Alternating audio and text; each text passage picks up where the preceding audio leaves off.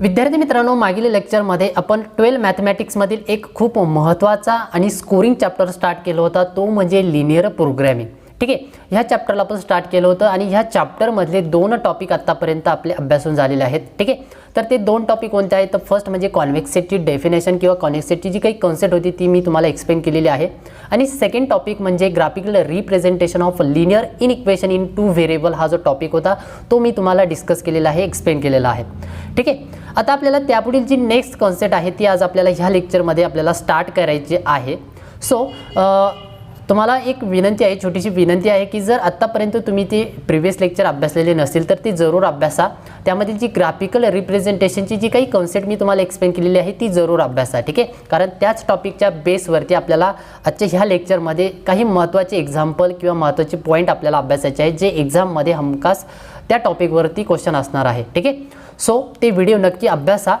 तर स्टार्ट करूया आपल्या ह्या नेक्स्ट पॉईंटला किंवा नेक्स्ट टॉपिकला. तर graphical solution of linear in equation हा जो टॉपिक आहे तो आपल्याला स्टार्ट करायचा आहे.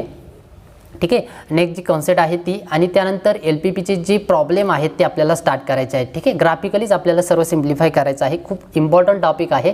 ठीक आहे, तर आपण स्टार्ट करूया. बघा आता विद्यार्थी मित्रांनो, एक गोष्ट इथे लक्षात घ्या की आपले जे टॉपिकचे जे सिक्वेन्स आहेत, फर्स्ट बघा आपला फर्स्ट पॉईंट काय आहे? कॉन्व्हेक्स डेफिनेशन आहे, हा आपला स्टडी करून झालेला आहे. सेकंड आहे graphical representation of linear in equation in 2 variables. ठीक आहे, हा देखील टॉपिक आपला स्टडी करून झालेला आहे. जो थर्ड पॉईंट आहे graphical solution of linear in equation, हा जो टॉपिक आहे तो जो टॉपिक आहे मी तो पुढच्या मेन टॉपिकमध्ये इन्क्लूड करणार आहे. ठीक आहे, म्हणजे इथे आपले टोटल 4 टॉपिक होणार आहे. हे 3 आणि हा आपला एक 4th नंबरचा, म्हणजे असे टोटल आपल्याला 4 टॉपिक ह्या लिनियर प्रोग्रामिंग प्रॉब्लेम म्हणजेच LPPच्या टॉपिकमध्ये आपल्याला स्टडी करायचे आहे. ठीक आहे, त्यामध्ये meaning of linear programming problem, त्यानंतर मॅथमॅटिकल फॉर्म्युलेशन ऑफ LPP आणि solution of LPP by graphical method, हे 4ही टॉपिक जे आहेत ते मी एकाच एक्झाम्पल थ्रू मी तुम्हाला एक्सप्लेन करण्याचा प्रयत्न करणार आहे. ठीक आहे, सो व्यवस्थित कन्सेप्ट सर्व समजून घ्या आणि टॉपिक नक्की मी कशा पद्धतीने अरेंज केलेले आहे ते देखील समजून घ्या.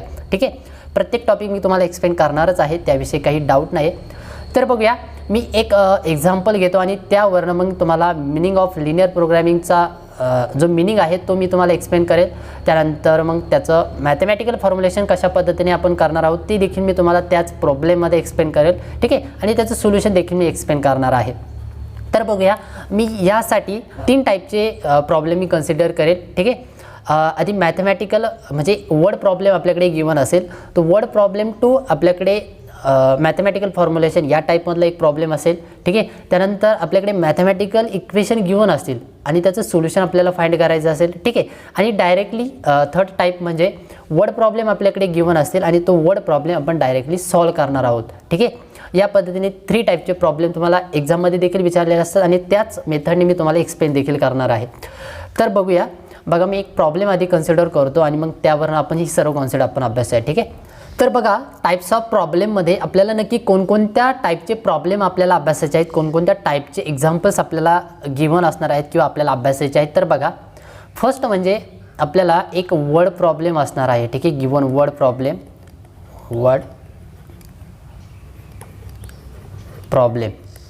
ठीक आहे, हा एक प्रॉब्लेम आपल्याकडे गिवन असेल. तो प्रॉब्लेम किंवा जो वर्ड प्रॉब्लेम आहे, शाब्दिक उदाहरण जे आहे ते आपल्याला कन्वर्ट करायचं आहे मॅथमॅटिकल फॉर्म्युलेशनमध्ये किंवा मॅथमॅटिकल इक्वेशनमध्ये. मॅथमॅटिकल इक्वेशन म्हणतो चालेल, मॅथमॅटिकल इक्वेशनमध्ये आपल्याला ते कन्वर्ट करायचं आहे. ह्या टाईपचं एक प्रॉब्लेम असेल आपल्याकडे. त्यानंतर सेकंड टाईपचं एक्झाम्पल किंवा प्रॉब्लेम म्हणजे मॅथमॅटिकल इक्वेशन आपल्याकडे गिवन असतील. ठीक आहे, गिवनमध्ये काय असेल आपल्याकडे मॅथमॅटिकल इक्वेशन. ठीक आहे, मॅथ्स इक्वेशन आपल्याकडे गिवन असतील किंवा लिनियर इक्वेशन, लक्षात येते लिनियर इक्वेशन आपल्याकडे गिवन असणार आहेत आणि ते आपल्याला सिम्प्लिफाय करायचे आहेत, म्हणजे सॉल्व करायचे आहेत बाय ग्राफिकली. ठीक आहे, आपल्याला ते ग्राफच्या थ्रू आपल्याला ते सिम्प्लिफाय करायचे आहेत. मी ते प्रिव्हियस लेक्चरमध्ये ते एक्झाम्पल घेतले होते ना, त्या टाईपमध्ये आपल्याला ते सिम्प्लिफाय करायचं आहे. त्याचं ग्राफिकल रिप्रेझेंटेशन करून त्याचा रिजन आपल्याला फाइंड करायचा आहे. ठीक आहे, ती कॉन्सेप्ट आपल्याला अभ्यासायची आहे या सेकंड टॉपिकच्या सेकंड टाईपच्या प्रॉब्लेममध्ये. ओके, आणि बघा थर्ड नंबरचा प्रॉब्लेम कोणत्या टाईपमध्ये असेल तर इथे आधी आपण जो फर्स्ट प्रॉब्लेम बघितलं त्यामध्ये वर्ड प्रॉब्लेम टू आपल्याला इक्वेशनमध्ये कन्वर्ट करायचं होतं, ठीक आहे. त्यानंतर सेकंडमध्ये आपल्याला इक्वेशन जे आहे ते सिम्प्लिफाय करायचं होतं. लक्षात घ्या, इथे फर्स्ट टाईपमध्ये आपल्याला सिम्प्लिफाय करायचं नाही आहे, ठीक आहे. आपल्याला लिनियर इक्वेशन फक्त फॉर्म करायचे आहेत, हे लक्षात घ्या. आणि सेकंड टाईपच्या प्रॉब्लेममध्ये आपल्याला इक्वेशन गिवन असतील, लक्षात येते, जे लिनियर इक्वेशन आहेत ना ते गिवन असतील ते आपल्याला सिम्प्लिफाय करायचे आहेत. बेसिकली इथे आपल्याला तो जे इक्वेशन आहेत ते सिम्प्लिफाय करायचे आहेत ह्या टॉपिकमध्ये, ठीक आहे, ह्या टाईपच्या प्रॉब्लेममध्ये, आणि ते ग्राफिकली सॉल्व करायचे आहेत. ओके. आणि आता थर्डमध्ये कसं आहे बघा, आपल्याला इथे डायरेक्टली वर्ड प्रॉब्लेम गिवन असणार आहे, लक्षात येते. हा जो टाईप आहे थर्ड नंबरचा प्रॉब्लेम आहे हा थोडासा मोठा आहे, कारण इथे आपल्याकडे बघा प्रोसेस कशी आहे. आधी आपल्याकडे वर्ड प्रॉब्लेम गिवन असेल, ठीक आहे. प्रॉब्लेम हा वर्डमध्ये असणार आहे, एक वर्ड लँग्वेजमध्ये असणार आहे, ठीक आहे. वर्ड प्रॉब्लेम गिवन असेल, तो आपल्याला कन्वर्ट करायचा आहे कशामध्ये, तर बघा तो आधी आपल्याला वर्ड प्रॉब्लेम गिवन असणार आहे, बरोबर. मग त्या जी वर्ड प्रॉब्लेम आहेत, वर्ड प्रॉब्लेम तो आपल्याला मॅथमॅटिकल इक्वेशनमध्ये कन्वर्ट करायचा आहे, म्हणजे लिनियर इक्वेशनमध्ये कन्वर्ट करायचं आहे, ठीक आहे.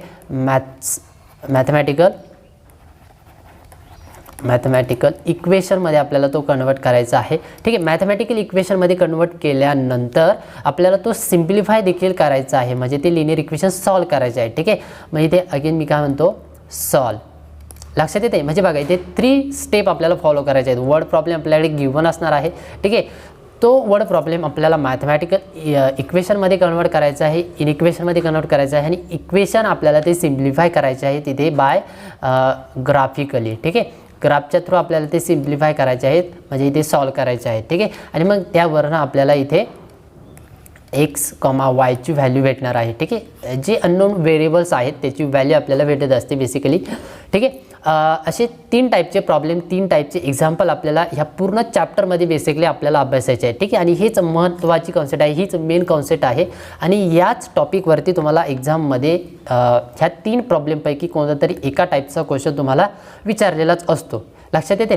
त्यामधील हा जो सेकंड टाईपचा क्वेश्चन आहे, maths equation two graphical solution, ह्या टाईपमध्ये जो प्रॉब्लेम आहे तो बेसिकली जास्त वेळा विचारलेला असतो. आणि जर ह्या टॉपिकवरती जर थोडासा मोठा क्वेश्चन जर विचारायचा म्हणला तर हा जो थर्ड नंबरचा जो टाईप आहे, प्रॉब्लेम आहे, ह्या टाईपवरती एक्झाम्पल विचारलेलं असतात, ठीक आहे. आता तुम्हाला प्रॉब्लेमचे टाईप्स कळालेले आहेत, एक्झाम्पल कशा पद्धतीचे असतात हे कळालेलं आहे. आता आपण एक्झाम्पल घेऊया आणि प्रॅक्टिकली ते समजून घेऊया नक्की कशा पद्धतीने आपल्याला ते सॉल्व करायचे आहेत, ठीक आहे.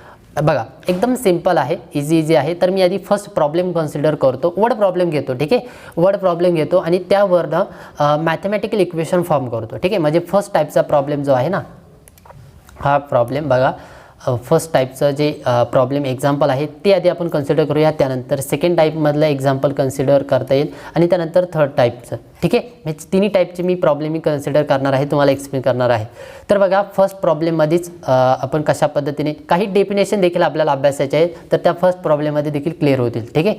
तर बघा, तर विद्यार्थी मित्रांनो, आता इथे बघा मी एक प्रॉब्लेम कन्सिडर केलेला आहे, एक एक्झाम्पल कन्सिडर केलेलं आहे, आणि हे एक्झाम्पल आपल्याला सिम्प्लिफाय करायचं आहे, ठीक आहे. तर इथे बघा मी तुम्हाला याआधी 3 टाईपचे प्रॉब्लेम, 3 टाईपचे एक्झाम्पल एक्सप्लेन केले की नक्की कोणकोणत्या टाईपचे एक्झाम्पल कशा पद्धतीने विचारलेले असतात, ठीक आहे. तर 3 टाईपचे कोणकोणते होते, तर आधी वर्ड प्रॉब्लेम आपल्याला मॅथमॅटिकलमध्ये कन्वर्ट करायचा होता, बरोबर, हा आपला फर्स्ट टाईप होता. त्यानंतर मॅथमॅटिकल इक्वेशन, लिनियर इक्वेशन आपल्याला ते सिम्प्लिफाय करायचं होतं ग्राफिकली, ठीक आहे, हा सेकंड टाईपचा. आणि त्यानंतर वर्ड प्रॉब्लेम टू डायरेक्ट आपल्याला ते सिम्प्लिफाय करण्याची जी काही प्रोसेस आहे त्याला आपण थर्ड टाईप म्हणलं होता, ठीक आहे. थर्ड टाईपचं प्रॉब्लेम होता.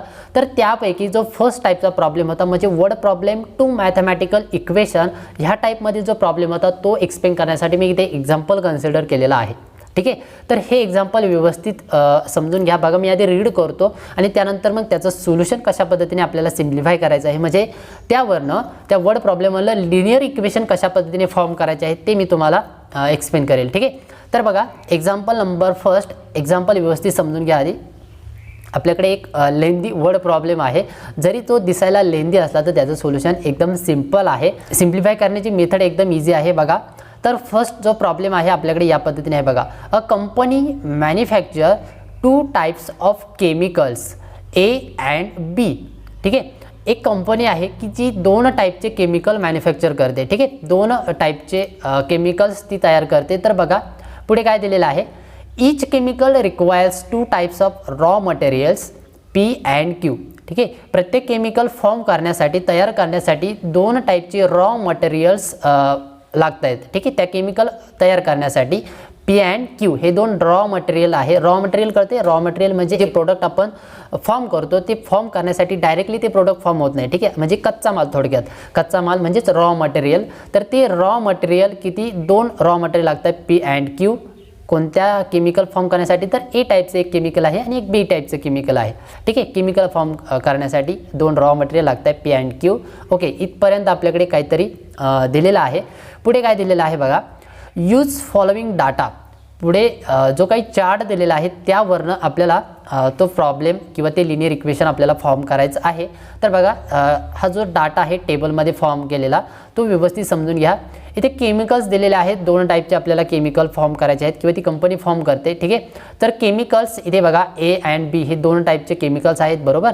त्यानंतर पुढे अवेबिलिटी दिलेली आहे ह्या कॉलममध्ये. इथे 120 आणि 160 या पद्धतीने दिलेली आहे अवेबिलिटी. मी ते एक्सप्लेन करतो नक्की कशा पद्धतीने आहे. त्यानंतर इथे रॉ मटेरियल कोणकोणते, तर P and Q. ठीक आहे.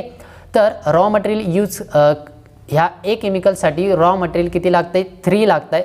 ठीक आहे, 3 युनिट्स लागत आहेत. त्यानंतर ह्या B केमिकल साठी रॉ मटेरियल P हे 2 युनिट्स लागत आहे. ठीक आहे. युनिट्समध्ये आपण विचार करूया. त्यानंतर A ह्या रॉ मटेरियल A या केमिकलसाठी रॉ मटेरियल Q हे 2 लागतं आहे. त्यानंतर B या केमिकलसाठी रॉ मटेरियल Q हे 5 लागतं आहे. लक्षात येते, या पद्धतीने ते आहे. आणि त्याची अवेबिलिटी म्हणजे ह्या रॉ मटेरियलची जी अवेबिलिटी आहे ती 120 आहे टोटल. त्यानंतर इथे Q ह्या रॉ मटेरियलची 160 आहे. ठीक आहे. या पद्धतीने तो डाटा दिलेला आहे टेबलच्या फॉर्मॅटमध्ये. आणि पुढे बघा काय दिलेलं आहे, पुढची थिअरी देखील तितकीच इम्पॉर्टंट आहे. बघा, company profits of 350 rupees and 400 rupees selling 1 unit of A and B respectively. म्हणजे ती कंपनी ज्यावेळेस ते chemical A and B chemical ज्यावेळेस सेल करणार आहे त्यावेळेस त्या केमिकलमधून भेटणारा जो प्रॉफिट आहे, इन्कम आहे, तो प्रॉफिट कशा पद्धतीने आहे, तर त्या एका केमिकलच्या युनिट मध्ये त्याला त्या कंपनीला किती प्रॉफिट होतोय, तर 350 रुपीज. ठीक आहे. A या युनिटसाठी 350 रुपीज प्रॉफिट होतोय सेलिंग केल्यानंतर. आणि B या युनिटसाठी या केमिकलसाठी 400 रुपीजचा प्रॉफिट होतोय. लक्षात येते, A साठी 350 आणि B साठी 400 प्रॉफिट होतोय. पुढे काय दिलेलं आहे बघा, how many units of the chemicals A and B manufactured so the company gets maximum profit. म्हणजे काय की ती कंपनी किती प्रमाणात किती युनिट्स त्या A and B चे फॉर्म करणार आहे, मॅन्युफॅक्चर करणार आहे की त्या कंपनीला मॅक्झिमम प्रॉफिट झाला पाहिजे. ठीक आहे. लक्षात येते, म्हणजे मॅक्झिमम प्रॉफिट होण्यासाठी A केमिकल आणि B केमिकलचे किती युनिट्स फॉर्म करावे लागतील, किती मॅन्युफॅक्चर करावे लागतील, त्यावेळेस तिला त्या कंपनीला जास्तीत जास्त प्रॉफिट होणार आहे. ठीक आहे. या पद्धतीने तो प्रॉब्लेम आहे आणि आता आपल्याला तो सिम्प्लिफाय करायचा आहे. एकदा केअरफुली व्यवस्थित सर्व जो प्रॉब्लेम आहे तो व्यवस्थित बघून घ्या, म्हणजे पुढे आपल्याला याचं सिम्प्लिफिकेशन अभ्यासता येईल. ठीक आहे. बघा एकदा व्यवस्थित, कंपनी आहे, कंपनी 2 टाईपचे केमिकल फॉर्म करते, मॅन्युफॅक्चर करते, त्यासाठी 2 रॉ मटेरियल लागतात P and Q. पुढे तो डाटा सर्व दिलेला आहे त्या टेबलमध्ये. प्रॉफिटसुद्धा दिलेला आहे, एका युनिटसाठी किती आणि B केमिकलसाठी किती प्रॉफिट होते ते देखील आपल्याला दिलेलं आहे. ठीक आहे. अशा पद्धतीने सर्व टर्म दिलेले आहेत, आपल्याला फक्त ती अरेंज करायची एका मॅथमॅटिकल इक्वेशनच्या फॉर्मॅटमध्ये. ठीक आहे. ओके, प्रॉब्लेम तुम्हाला व्यवस्थित समजलेलाच आहे. तर आता आपण त्याचं सोल्युशन अभ्यासूया. ठीक आहे. बघा, हा जो टेबलच्या फॉर्मॅटमध्ये जो डाटा गिवन आहे आपल्याला त्याचवरनं बेसिकली जे लिनियर इक्वेशन आहे ते आपल्याला फॉर्म करायचे आहे. ठीक आहे. तर इथे मी आपण सोल्युशन स्टार्ट करतोय. बघा, सो सोल्युशन बघा एकदम इझी आहे. लक्षात येते, बघा सोल्युशन आपल्याला इथे नक्की काय करायचं आहे, लक्षात येते, आपल्याकडे काय आहे बघा, आपल्याला सिम्प्लिफाय करायचं आहे नक्की, पण त्यामध्ये काय सिम्प्लिफाय करायचं आहे लक्षात येते. तर बघा आपल्याकडे गिवन काय आहे, एक वर्ड प्रॉब्लेम गिवन आहे. लक्षात येते, वर्ड प्रॉब्लेम गिवन आहे आणि हा वर्ड प्रॉब्लेम आपल्याला कशामध्ये कन्वर्ट करायचा आहे किंवा काय फॉर्म करायचा आहे, तर मॅथमॅटिकल इक्वेशन फॉर्म करायचं आहे. लक्षात येते, मॅथमॅटिकल इक्वेशन्स फॉर्म करायचे आहेत, लिनियर इक्वेशन फॉर्म करायचे आहेत. लक्षात येते, या पद्धतीने आपल्याला ती सिम्प्लिफाय करायचं आहे. म्हणजे काय सिम्प्लिफाय करायचं आहे ते मी तुम्हाला सांगितलेलं आहेच. आता आपण सिम्प्लिफाय करूया. बघा, आपल्याकडे जो गिवन डाटा आहे तो आपल्याला कन्वर्ट करायचा आहे मॅथमॅटिकल इक्वेशनमध्ये. लक्षात येते, तर बघा स्टार्ट करूया. इथे बघा लास्टली जे सेंटेन्स दिलेलं आहे ते काय आहे बघा. How many units of the chemicals A and B manufacture so the company gets maximum profit. म्हणजे किती युनिट फॉर्म करावे लागतील ए आणि बीचे, किती केमिकल युनिट्स फॉर्म करावे लागतील त्यावेळेस त्या कंपनीला मॅक्झिमम प्रॉफिट होणार आहे. म्हणजे ते कंपनी कॉन्सन्ट्रेट कुठे करते, मॅक्झिमम प्रॉफिटवरती, बरोबर ना. मॅक्झिमम प्रॉफिट कंपनीला झाला पाहिजे कशावरनं, तर किती युनिट्स आपल्या त्या कंपनीला फॉर्म करायचे आहेत ए आणि बीचे. ठीक आहे, किती केमिकल युनिट्स फॉर्म करायचे आहेत. तर जे काही टर्म फाइंड करायची असते ती आपण नेहमी एक्स अँड वाय म्हणजे व्हेरिएबलच्या टर्ममध्ये कन्सिडर करत असतो. ठीक आहे, सो आधी आपल्याला काय करावं लागेल, इथे कन्सिडर करावं लेट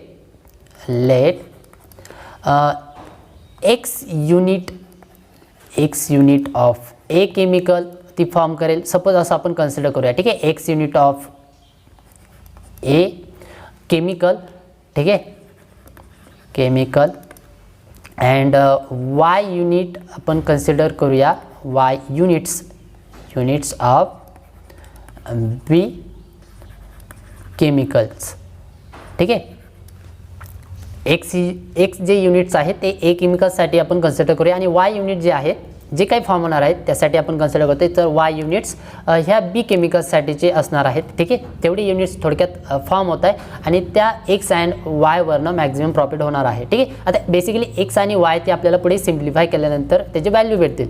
लक्षात येते तो जो टाईप आहे किंवा ते सिम्प्लिफिकेशन जे आहे ते आपल्याला सेकंड टाईपच्या एक्झाम्पलमध्ये आपल्याला अभ्यास आहे. इथे फक्त आपल्याला ते जो डाटा आहे तो आपल्याला मॅथमॅटिकल फॉर्म्युलेशनमध्ये कन्वर्ट करायचा आहे. ठीक आहे, मॅथमॅटिकल इक्वेशनमध्ये कन्वर्ट करायचं आहे.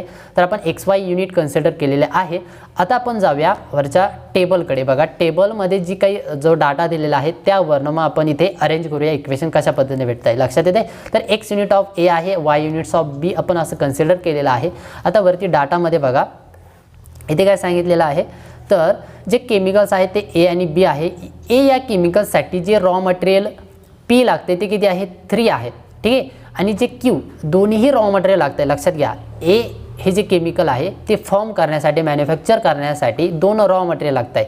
ठीक आहे, आणि अजून एक गोष्ट इथे लक्षात घ्या की आपल्याकडे अवेलेबिलिटी किती आहे, म्हणजे जे काही पी रॉ मटेरियल आहे ते किती आहे टोटल आपल्याकडे किंवा त्या कंपनीकडे किती आहे, 120 आहे. ठीक आहे, आणि क्यू हे रॉ मटेरियल किती आहे, 160 आहे. ठीक आहे, म्हणजे इक्वेशन आपल्याला या पद्धतीने फॉर्म करावं लागेल. लक्षात घ्या, म्हणजे रॉ मटेरियलसाठी थोडक्यात इक्वेशन फॉर्म करायचं आहे. तर रॉ मटेरियल इथे ए या केमिकलसाठी 3 लागते आणि बी या केमिकलसाठी 2 लागते. ठीक आहे, आणि असं टोटल किती रॉ मटेरियल आहे टोटल त्या कंपनीकडे, तर ह्या पी हे जे रॉ मटेरियल आहे त्या कंपनीकडे 120 आहे. ठीक आहे, म्हणजे या पद्धतीने टोटल रॉ मटेरियल पी साठी या पद्धतीने मला राईट करता येईल. बघा टोटल ह्या ए साठी बघा मी थोडंसं कच्चं लिहितो आधी. दे ए साठी 3 रॉ मटेरियल. ठीक आहे,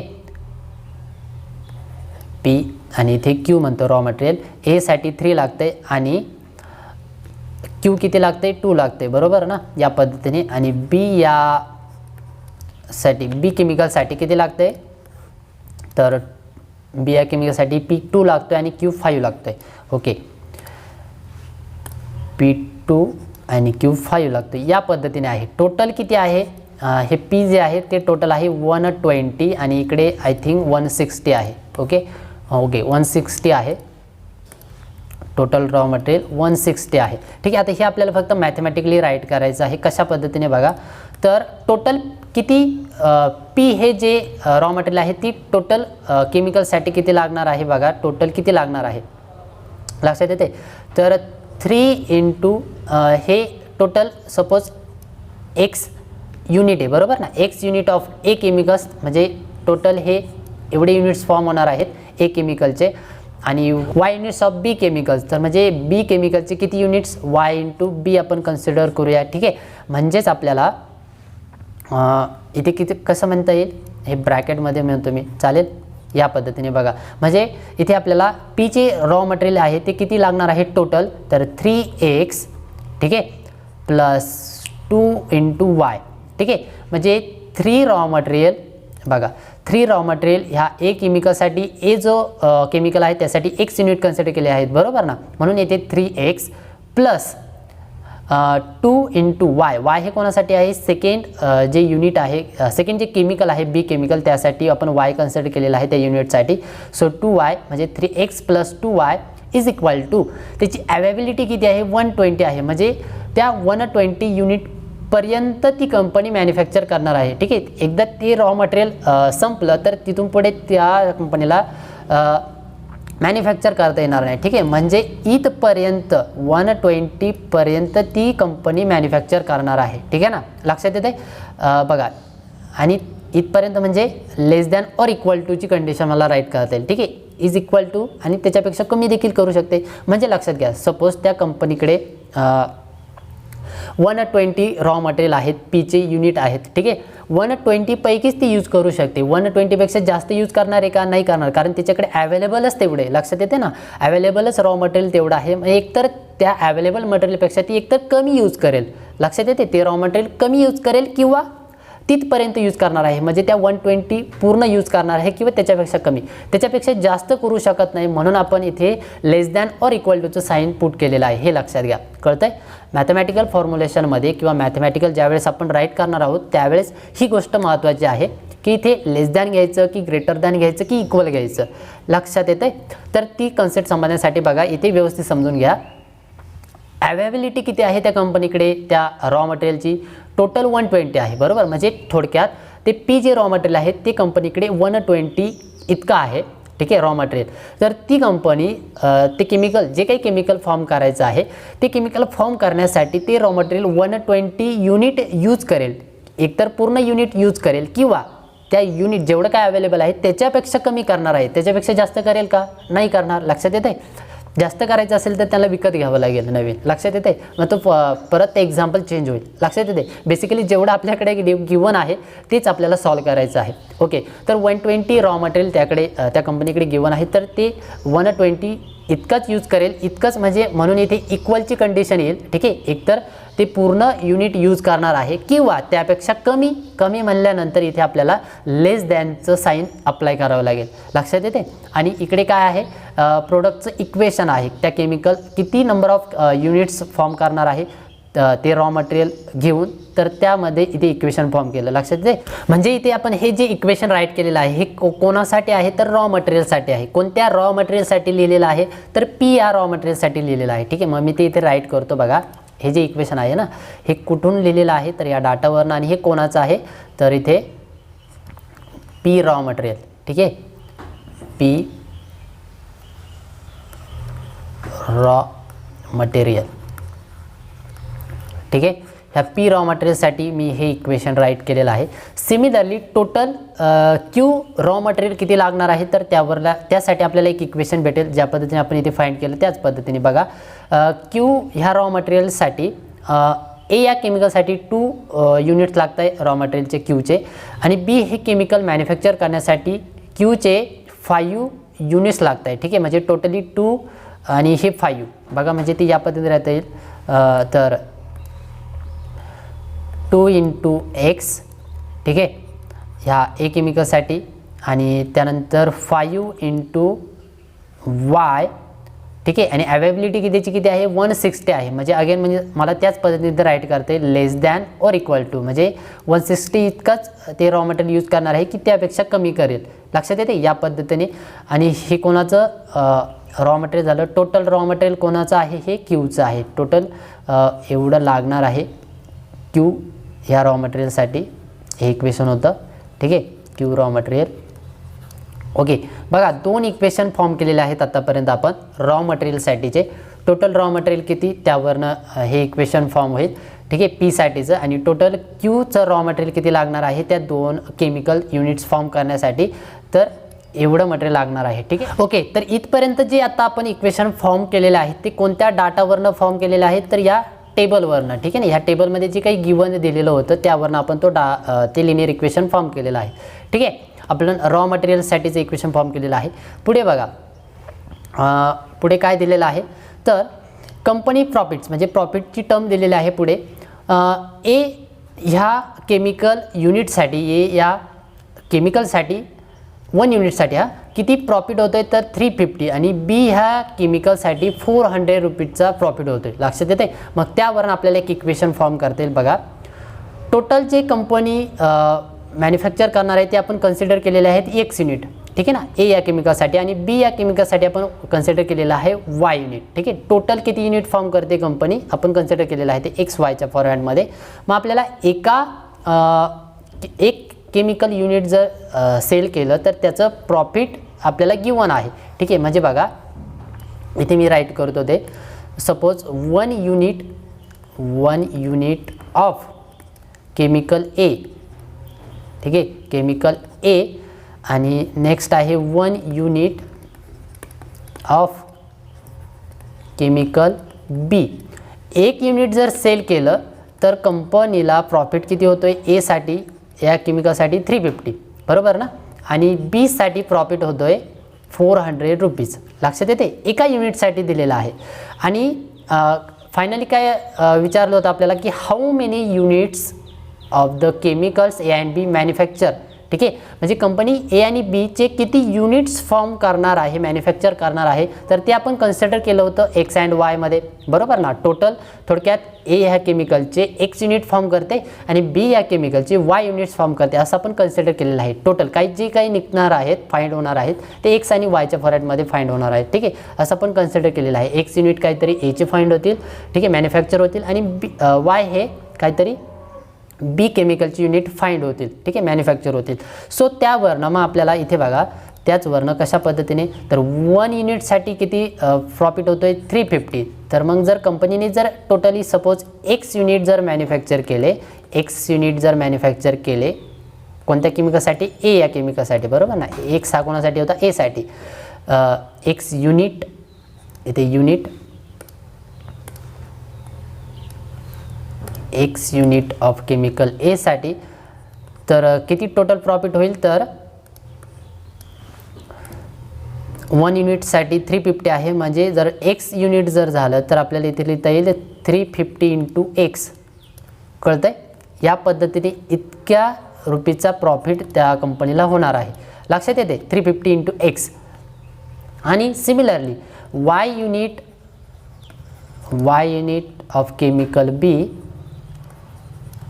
ठीक आहे, तर 1 युनिट ऑफ केमिकल बी असेल तर त्या एका केमिकलच्या युनिटसाठी किती प्रॉफिट होते, 400. तर जर वाय युनिट असतील तर 400 इंटू वाय इतका प्रॉफिट होणार आहे, बरोबर ना. इतका प्रॉफिट होणार आहे.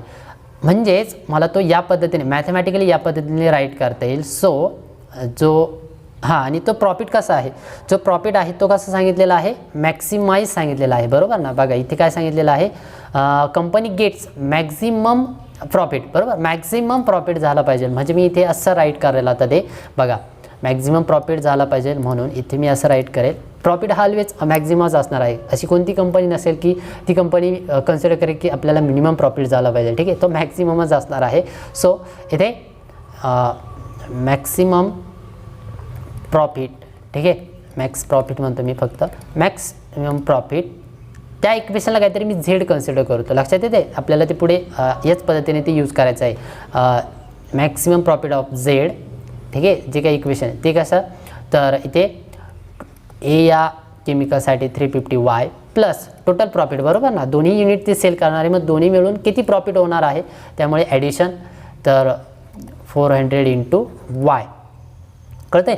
या पद्धतीने हे नेक्स्ट इक्वेशन फॉर्म होईल, प्रॉफिटचं इक्वेशन. लक्षात येते. हे बघा, हे जे लिहिलेलं आहे ना, हे कोणतं इक्वेशन आहे, हे टोटल प्रॉफिटचं इक्वेशन आहे. आणि याआधी जे आपण इक्वेशन राईट केलेले आहेत, लक्षात येते, इथे 2 इक्वेशन फॉर्म केले बघा. हे त्या टेबलवरनं फॉर्म केले, म्हणजे रॉ मटेरियल किती लागणार आहे, ठीक आहे, त्या प्रोडक्ट फॉर्म करण्यासाठी ते इथे मी राईट केलं, आणि त्याची अवेबिलिटी किती आहे त्या रॉ मटेरियलची, त्यावरनं ते इक्वेशन फॉर्म केलं. सिमिलरली हे सेकंड इक्वेशन फाइंड केलं आपण. लक्षात येते. या पद्धतीने ती 2 इक्वेशन आणि ही 3rd नंबरचं प्रॉफिटचं इक्वेशन फाइंड झालेलं आहे. तर अशा पद्धतीने आपण आतापर्यंत ही सर्व इक्वेशन गिवन डाटावरनं फाइंड केलेले आहेत, ठीक आहे. सो आता ते व्यवस्थित अरेंज करूया मॅथमॅटिकली, कशा पद्धतीने आपल्याला ते ह्या LPPच्या प्रॉब्लेममध्ये ते राईट करायचं आहे बघा. सो मॅथमॅटिकल फॉर्म्युलेशन मी ते इथे फायनली राईट करतो, ठीक आहे. Mathematical formulation. सो इथे म्हणतो मी मॅथमॅटिकल फॉर्म्युलेशन, ठीक आहे, मॅथमॅटिकल फॉर्म्युलेशन किंवा मॅथमॅटिकल फॉर्म म्हणतो, ठीक आहे. मॅथमॅटिकल फॉर्म्युलेशन कशा पद्धतीने असेल बघा, म्हणजे जे काही आपण वरती राईट केलेलं आहे ना तेच आपल्याला राईट करायचं आहे मॅथमॅटिकली बघा LPPच्या लँग्वेजमध्ये, ठीक आहे. म्हणजे तो लिहिण्याचा जो टाईप आहे तो बघा या पद्धतीने असेल. आधी जे काही प्रॉफिटचं किंवा जे काही मॅक्सिमम मिनिममचं जे इक्वेशन आहे ते आपल्याला राईट करायचं असतं, ठीक आहे. इथे बघा maximize profit of Z is equal to 350Y plus 400Y हे जे काही इक्वेशन आहे ते आधी आपल्याला फर्स्टली राईट करावं लागेल, ठीक आहे. मॅथमॅटिकल फॉर्म्युलेशनचा जो मी कन्सेप्ट राईट करतो आहे त्यामध्ये लक्षात येते. सो आधी ती कन्सेप्ट आपल्याला किंवा ती इक्वेशन आधी राईट करावं लागेल. सो मॅक्सिमाइज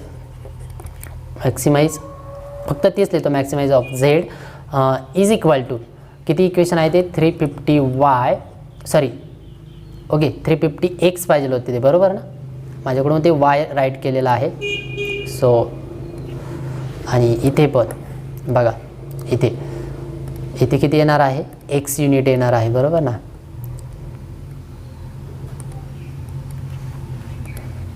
X युनिट होतं तर तिथे X ची टर्म 350X प्लस 400Y आणि इथे maximum of Z is equal to 350X plus 400Y हे फर्स्ट इक्वेशन आपल्याला राईट करायचं आहे, ठीक आहे. ऑब्जेक्टिव्ह फंक्शन ज्याला आपण म्हणतो ते इथे बेसिकली मला ते एक्सप्लेन करायचंच आहे, पण ते यानंतर मी एक्सप्लेन करतो. ऑब्जेक्टिव्ह फंक्शन पुढे एक छोटीशी कॉन्सेप्ट आहे, म्हणजे ह्या इक्वेशनला आपण नक्की काय म्हणणार आहोत या LPPच्या लँग्वेजमध्ये, ठीक आहे. ते मी मला बेसिकली एक्सप्लेन करायचं आहे, तर ते यानंतर मी एक्सप्लेन करतो. बघा आधी तो जो फॉर्म आहे मॅथमॅटिकल तो आधी राईट करतो, ठीक आहे. मॅक्सिमाइजचं इक्वेशन राईट केलेलं आहे, त्यानंतर जे राईट करायचं आहे ते आहे subjective constant. So subject to म्हणतो इथे मी, सब्जेक्टिव्ह कॉन्स्टंट किंवा सब्जेक्ट टू म्हणजे हे जे काही वरती लिनियर इक्वेशन मी राईट केलेले आहेत ते मला राईट करायचे आहे. सो फर्स्ट जे इक्वेशन आहे ते 3x plus 2y less than or equal to 120. 3x plus 2y less than or equal to 120, ठीक आहे. हे फर्स्ट इक्वेशन आणि त्यानंतर सेकंड कोणतं होतं, सेकंड होतं 2x plus 5y less than or equal to 160. 2x plus 5y less than or equal to 160, ठीक आहे. या पद्धतीने हे दोन इक्वेशन सब्जेक्टिव्हमध्ये येणार आहेत, ठीक आहे, मॅथमॅटिकल फॉर्ममध्ये. आणि त्यानंतर आता बघा बस हे तीनच इक्वेशन आपल्याकडे गिवन डाटावरनं फॉर्म झालेले आहेत. आणि आता इथे लास्ट दोन इक्वेशन अजून राईट करायचे आहेत, दोन फॉर्म इथे अजून राईट करायचे, दोन टर्म कोणत्या आहेत बघा. तर एक्स अँड वाय हे ज्या दोन्ही टर्म्स आहेत ते काय आपण कन्सिडर केलं होतं, युनिट कन्सिडर केलं होतं, बरोबर. लक्षात घ्या इथे बघा ज्यावेळेस आपण प्रॉब्लेमचं सोल्युशन स्टार्ट केलं होतं त्यावेळेस इथे बघा let x units of A chemicals and y units of B chemicals, ठीक आहे. कंपनी किती मॅन्युफॅक्चर करणार आहे ए केमिकल, तर एक्स युनिट कन्सिडर केलं होतं टोटल आणि B chemical y units consider केलं होतं, ठीक आहे.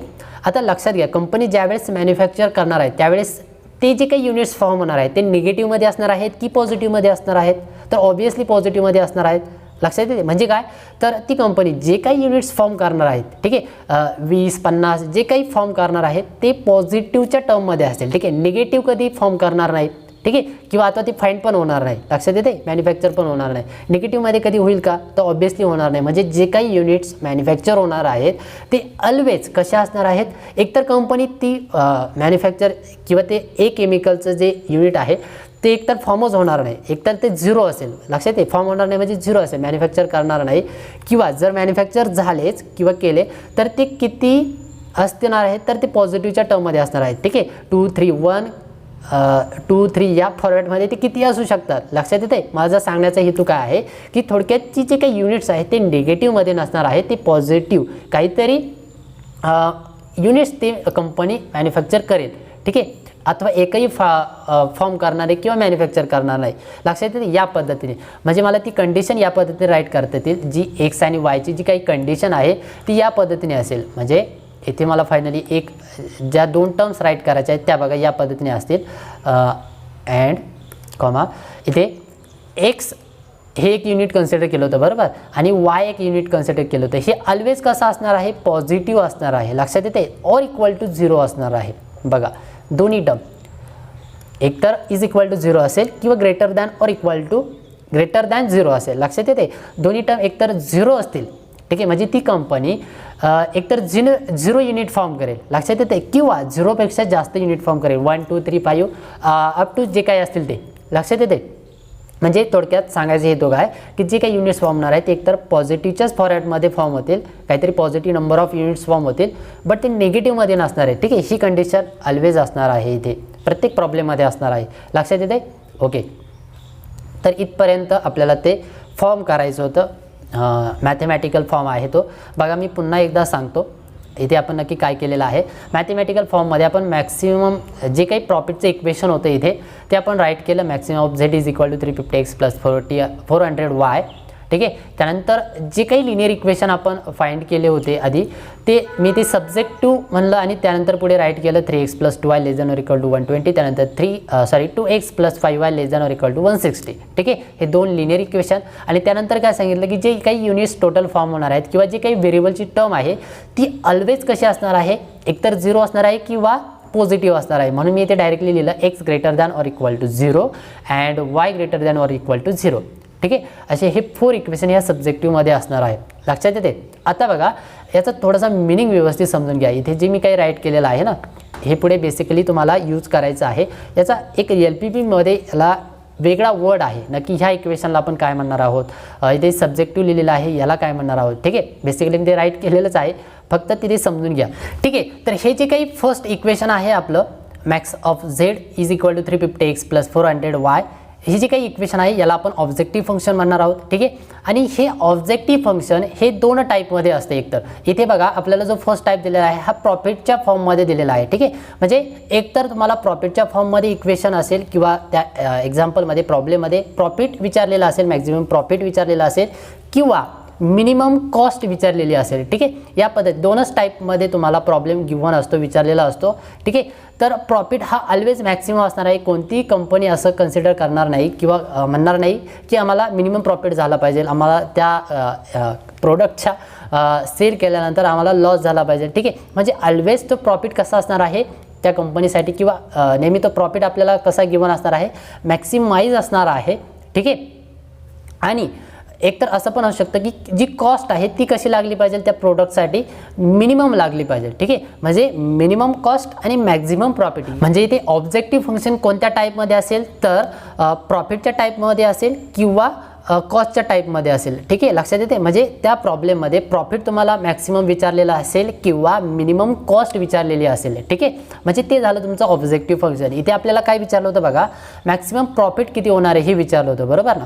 म्हणून आपण इथे ऑब्जेक्टिव्ह फंक्शन हे कसं कन्सिडर केलं, max of Z is equal to, मग पुढे ते इक्वेशन राईट केलं. ठीक आहे, हां, आणि अजून एक ऑब्जेक्टिव्ह फंक्शन जे आहे ते ऑब्जेक्टिव्ह फंक्शन आपण 2 ते 3 लेटरने यूज करतो. म्हणजे बघा त्यासाठी जे नोटेशन आहे ते, तर त्यासाठी आपण इथे कॅपिटल झेड जो आहे तो इथे यूज केलेलाच आहे. त्यानंतर जे 2 लेटर आहेत ते या पद्धतीने आहेत. एकतर सी देखील आपण यूज करू शकतो किंवा कॅपिटल पी देखील यूज करू शकतो. ठीक आहे, पण जनरली आपण कॅपिटल झेड यूज करत असतो ऑब्जेक्टिव्ह फंक्शन डिनोट करण्यासाठी. ठीक आहे, लक्षात येते. सो ऑब्जेक्टिव्ह फंक्शन नक्की काय आहे, तर ऑब्जेक्टिव्ह फंक्शन म्हणजे एकतर प्रॉफिटचं इक्वेशन असेल किंवा कॉस्टचं इक्वेशन असेल आणि प्रॉफिट हा ऑलवेज मॅक्सिमममध्येच असणार आहे आणि कॉस्ट हा मिनिमममध्ये असणार आहे. ठीक आहे, या टाईपमध्ये जे काही इक्वेशन फॉर्म होणार आहे त्याला आपण ऑब्जेक्टिव्ह फंक्शन म्हणणार आहोत. ठीक आहे, जी नेक्स्ट कॉन्सेप्ट आहे बघा इथे सब्जेक्ट टू आणि पुढे इथे लिनियर इक्वेशन 2 जे लिनियर इक्वेशन आहेत ते राईट केलेलं आहे. ठीक आहे, आता याला आपण काय म्हणणार आहोत, तर इथे मी वर्ड राईट केलेलाच आहे सब्जेक्ट टू. म्हणजे इथे एक तर सब्जेक्टिव्ह कॉन्स्टंट असं म्हणा किंवा ओनली कॉन्स्टंट म्हणलं तरी चालेल. लक्षात येते. हे जे 2 इक्वेशन इथे दिसत आहे ना, ह्या 2 इक्वेशनला आपण म्हणणार आहोत सब्जेक्टिव्ह कॉन्स्टंट किंवा ओनली कॉन्स्टंट म्हणलं तरी चालेल. लक्षात येते. हे जे 2 लिनियर इक्वेशन आहे यांना लक्षात येते. हे जे लिनियर इक्वेशन आहेत हे लिनियर इक्वेशन सॉल्व केल्यानंतर हे जे काही ऑब्जेक्टिव्ह फंक्शन आहे हे फंक्शन आपल्याला एकतर मॅक्सिमम भेटतं किंवा मिनिमम भेटतं. त्यामुळे आपण त्या इक्वेशनला आपण म्हणतो सब्जेक्टिव्ह कॉन्स्टंट. ठीक आहे, किंवा कॉन्स्टंट ओनली. आणि लास्टचे हे 2 टर्म्स आहेत किंवा हे 2 इक्वेशन आहेत, इक्वेशन देखील आहेत ते, तर ह्या 2 इक्वेशनला आपण म्हणतो नॉन निगेटिव्ह कॉन्स्टंट. लक्षात येते, किंवा नॉन निगेटिव्ह सब्जेक्टिव्ह कॉन्स्टंट. लक्षात येते. बघा मी ते राईट करतो. एकदम सिंपल आहे. ह्या बेसिक कॉन्सेप्ट आहेत ज्या पुढे तुम्हाला डेफिनेशन MCQ मध्ये विचारू शकतात किंवा ते तुम्हाला माहीत असणं आवश्यक आहे. ठीक आहे. नक्की ऑब्जेक्टिव्ह फंक्शन कोणतं असतं, सब्जेक्टिव्ह कॉन्स्टंट कोणते, नॉन निगेटिव्ह कॉन्स्टंट कोणते, ते तुम्हाला समजणं आवश्यक आहे. बघा हे जे काही इक्वेशन आहे याला आपण म्हणणार आहोत ऑब्जेक्टिव्ह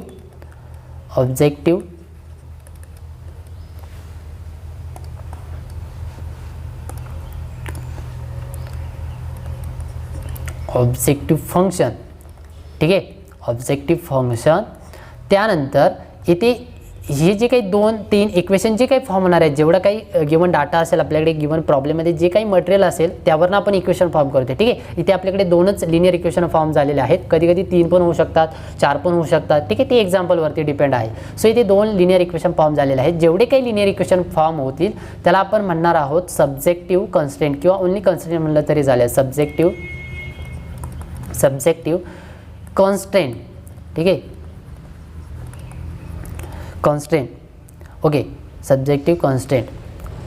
आणि त्यानंतर हे जे लास्टच्या ज्या काही 2 टर्म्स आहेत जे आपल्याला फाइंड करायचे आहेत ते ऑलवेज पॉझिटिव्हच्या टर्ममध्ये असणार आहे किंवा इज इक्वल टू 0 असणार आहे. ठीक आहे. त्यामुळे इथे आपण याला नाव काय दिलेलं आहे, non negative constant. Non negative, कधी निगेटिव्ह नसणार आहे. ठीक आहे. Non negative constant. बघा ह्या 3 टर्म तुम्हाला व्यवस्थित लक्षात ठेवायच्या आहेत. ऑब्जेक्टिव्ह फंक्शन, त्यानंतर सब्जेक्टिव्ह कॉन्स्टंट आणि नॉन निगेटिव्ह कॉन्स्टंट. हे 3 जे महत्त्वाचे पॉईंट आहेत ते तुम्हाला ह्या मॅथमॅटिकल फॉर्ममधून भेटतात. ठीक आहे. आणि हे तुम्हाला लक्षात ठेवायचे आहे. त्याचा मिनिंग नक्की काय आहे ते व्यवस्थित समजून घ्यायचं आहे. ठीक आहे. या पद्धतीने ती बेसिकली कॉन्सेप्ट आहे. बघा या पद्धतीने तो टोटल प्रॉब्लेम होता आणि तो आपण या पद्धतीने सिम्प्लिफाय केलेला आहे. ठीक आहे. तर हा आपला फर्स्ट टाईपचा प्रॉब्लेम होता, फर्स्ट टाईपचं एक्झाम्पल होतं ज्यामध्ये आपल्याला वर्ड प्रॉब्लेम गिवन असतो आणि तो वर्ड प्रॉब्लेम आपल्याला मॅथमॅटिकली राईट करायचा आहे, लिनियर इक्वेशनच्या फॉर्मॅटमध्ये राईट करायचा आहे. तर तो आपण इथे केलेला आहे. ठीक आहे. आता जो सेकंड टाईपचा प्रॉब्लेम आहे म्हणजे हे जे काही लिनियर इक्वेशन आपल्याला भेटलेलं आहे किंवा लिनियर इक्वेशन गिवन असेल. ठीक आहे. आता इथे आपण फाइंड केलेलं आहे. बट जे काही लिनियर इक्वेशन आपल्याकडे गिवन असतं ते लिनियर इक्वेशन आता आपल्याला सिम्प्लिफाय करायचं आहे बाय युजिंग ग्राफ. ठीक आहे. म्हणजे ग्राफिकली आपल्याला ते सिम्प्लिफाय करायचं आहे आणि ग्राफिकली आपल्याला चेक करायचं आहे की त्या कंपनीला नक्की मॅक्सिमम प्रॉफिट किती होईल किंवा मिनिमम कॉस्ट किती लागणार आहे. ठीक आहे. ते ग्राफिकली आपल्याला चेक करायचं आहे. खूप इंटरेस्टिंग टॉपिक आहे किंवा इंटरेस्टिंग एक्झाम्पल आहेत. बघा आपण नेक्स्ट टाईपचं एक्झाम्पल इथे मी कन्सिडर करतो आणि ते समजून घेऊया. ठीक आहे. कशा पद्धतीने आहे तर विद्यार्थी मित्रांनो बघा आता मी इथे सेकंड टाईपचा जो प्रॉब्लेम आहे किंवा सेकंड टाईपचं जे एक्झाम्पल आहे ते मी इथे राईट केलेलं आहे. बघा आपल्याला बेसिकली 3 टाईपचे एक्झाम्पल आपल्याला अभ्यासायचे आहेत, 3 टाईपचे प्रॉब्लेम आपल्याला अभ्यासण्यासाठी असतात. तर त्यापैकी जो हा सेकंड टाईप आहे तो बघा आता कशा पद्धतीने आहे. इथे आपल्याला ह्या प्रॉब्लेममध्ये एक्झाम्पलमध्ये लिनियर इक्वेशन गिवन आहेत म्हणजे मॅथमॅटिकली मध्ये तो प्रॉब्लेम आपल्याकडे गिवन आहे. ठीक आहे. आणि तो प्रॉब्लेम आपल्याला आता सिम्प्लिफाय करायचा आहे, सॉल्व्ह करायचा आहे. लक्षात येते या पद्धतीने. तर इथे मी जे इक्वेशन घेतलेले आहेत मॅथमॅटिकल इक्वेशन किंवा हा जो प्रॉब्लेम घेतलेला आहे कन्सिडर केलेला आहे तो बेसिकली फर्स्ट जे आपण एक्झाम्पल जे सॉल्व्ह केलं त्याच वरनं घेतलेलं आहे. बघा आधी ते प्रॉब्लेम व्यवस्थित समजून घ्या कशा पद्धतीने इक्वेशन घेतलेलं आहे. Second problem maximum of z is equal to 350x + 400y. ठीक आहे. मॅक्सिमम इक्वेशन दिलेलं आहे म्हणजे ऑब्जेक्टिव्ह फंक्शन. त्यानंतर सब्जेक्टिव्ह कॉन्स्टंट दिलेला आहे 3x + 2y ≤ 120. त्यानंतर सेकंड 2x + 5y ≤ 160. ठीक आहे. आणि नॉन निगेटिव्ह कॉन्स्टंट दिलेले आहेत x > 0 y > 0. ठीक आहे. आणि पुढे सांगितलेलं आहे then find maximum value of z म्हणजे ऑब्जेक्टिव्ह फंक्शनची मॅक्झिमम व्हॅल्यू आपल्याला फाइंड करायची आहे. ठीक आहे. या पद्धतीने हा आपल्याकडे गिव्हन प्रॉब्लेम आहे. ठीक आहे. आणि आता आपल्याला तो सॉल्व्ह करायचा आहे. लक्षात घ्या हे जे काही इक्वेशन लिहिलेले आहेत किंवा हा जो प्रॉब्लेम मी राईट केलेला आहे तो बेसिकली आपलं जे फर्स्ट एक्झाम्पल होतं तिथूनच मी घेतलेला आहे. ठीक आहे. म्हणजे पूर्ण जो प्रॉब्लेम आहे तो तुम्हाला व्यवस्थित अंडरस्टँड होईल म्हणून मी तेच एक्झाम्पल पुढे कंटिन्यू केलेला आहे. लक्षात आहे. बघा आपण जो हा मॅथमॅटिकल फॉर्म इथे फाइंड केला होता तोच मी घेतलेला आहे. बघा तुमच्या लक्षात आलेला असेल maximum of z is equal to 350x + 400y. ठीक आहे. आणि हेच सब्जेक्टिव्ह कॉन्स्टंट घेतलेले आहेत. ठीक आहे. या पद्धतीने हाच प्रॉब्लेम मी पुढे कंटिन्यू केलेला आहे. इथपर्यंतचा आपण जे सॉल्व्ह केलेला आहे ना हा एक टाईप झाला एक्झाम्पलचा. आणि आता इथून पुढे आपल्याला जे सॉल्व्ह करायचं आहे तो सेकंड टाईप झाला. लक्षात येते या पद्धतीने. मग बघा आता आपल्याला हा सेकंड प्रॉब्लेम किंवा सेकंड एक्झाम्पल कशा पद्धतीने सिम्प्लिफाय करायचा आहे. एकदम इझी आहे. आता आपल्याला इथे लक्षात घ्या, मॅथमॅटिकल फॉर्म्युलेशन गिवन आहे, लक्षात येते, लिनियर इक्वेशन गिवन आहेत आणि आपल्याला इथे सॉल्व करायचं आहे. आता लक्षात येते, find maximum value of a Z. Maximum value झेडच्या अशा कोणत्या पॉईंटला त्याची मॅक्झिमम व्हॅल्यू भेटणार आहे ते आपल्याला चेक करायचं आहे. एकदम इझी प्रॉब्लेम आहे, एकदम इझी सोल्युशन आहे, व्यवस्थित समजून घ्या. फक्त बघा मी सोल्युशन स्टार्ट करतो. तर सोल्युशनमध्ये बघा, सोल्युशन आपल्याला मॅक्झिमम व्हॅल्यू फाइंड करायची आहे, लक्षात येते. तर बघा सोल्युशन स्टार्ट करण्यापूर्वी आपल्याला जो काही गिवन डाटा आहे किंवा जे की गिवन इक्वेशन आहेत ते इक्वेशन आधी आपल्याला सिम्प्लिफाय करावे लागतील. म्हणजे आपल्याला काहीतरी पॉईंट कन्सिडर करावं लागेल, कारण ते ग्राफमध्ये आपल्याला पुट करायचं आहे. ठीक आहे, ग्राफिकली आपल्याला ते फाइंड करायचं आहे मॅक्झिमम व्हॅल्यू.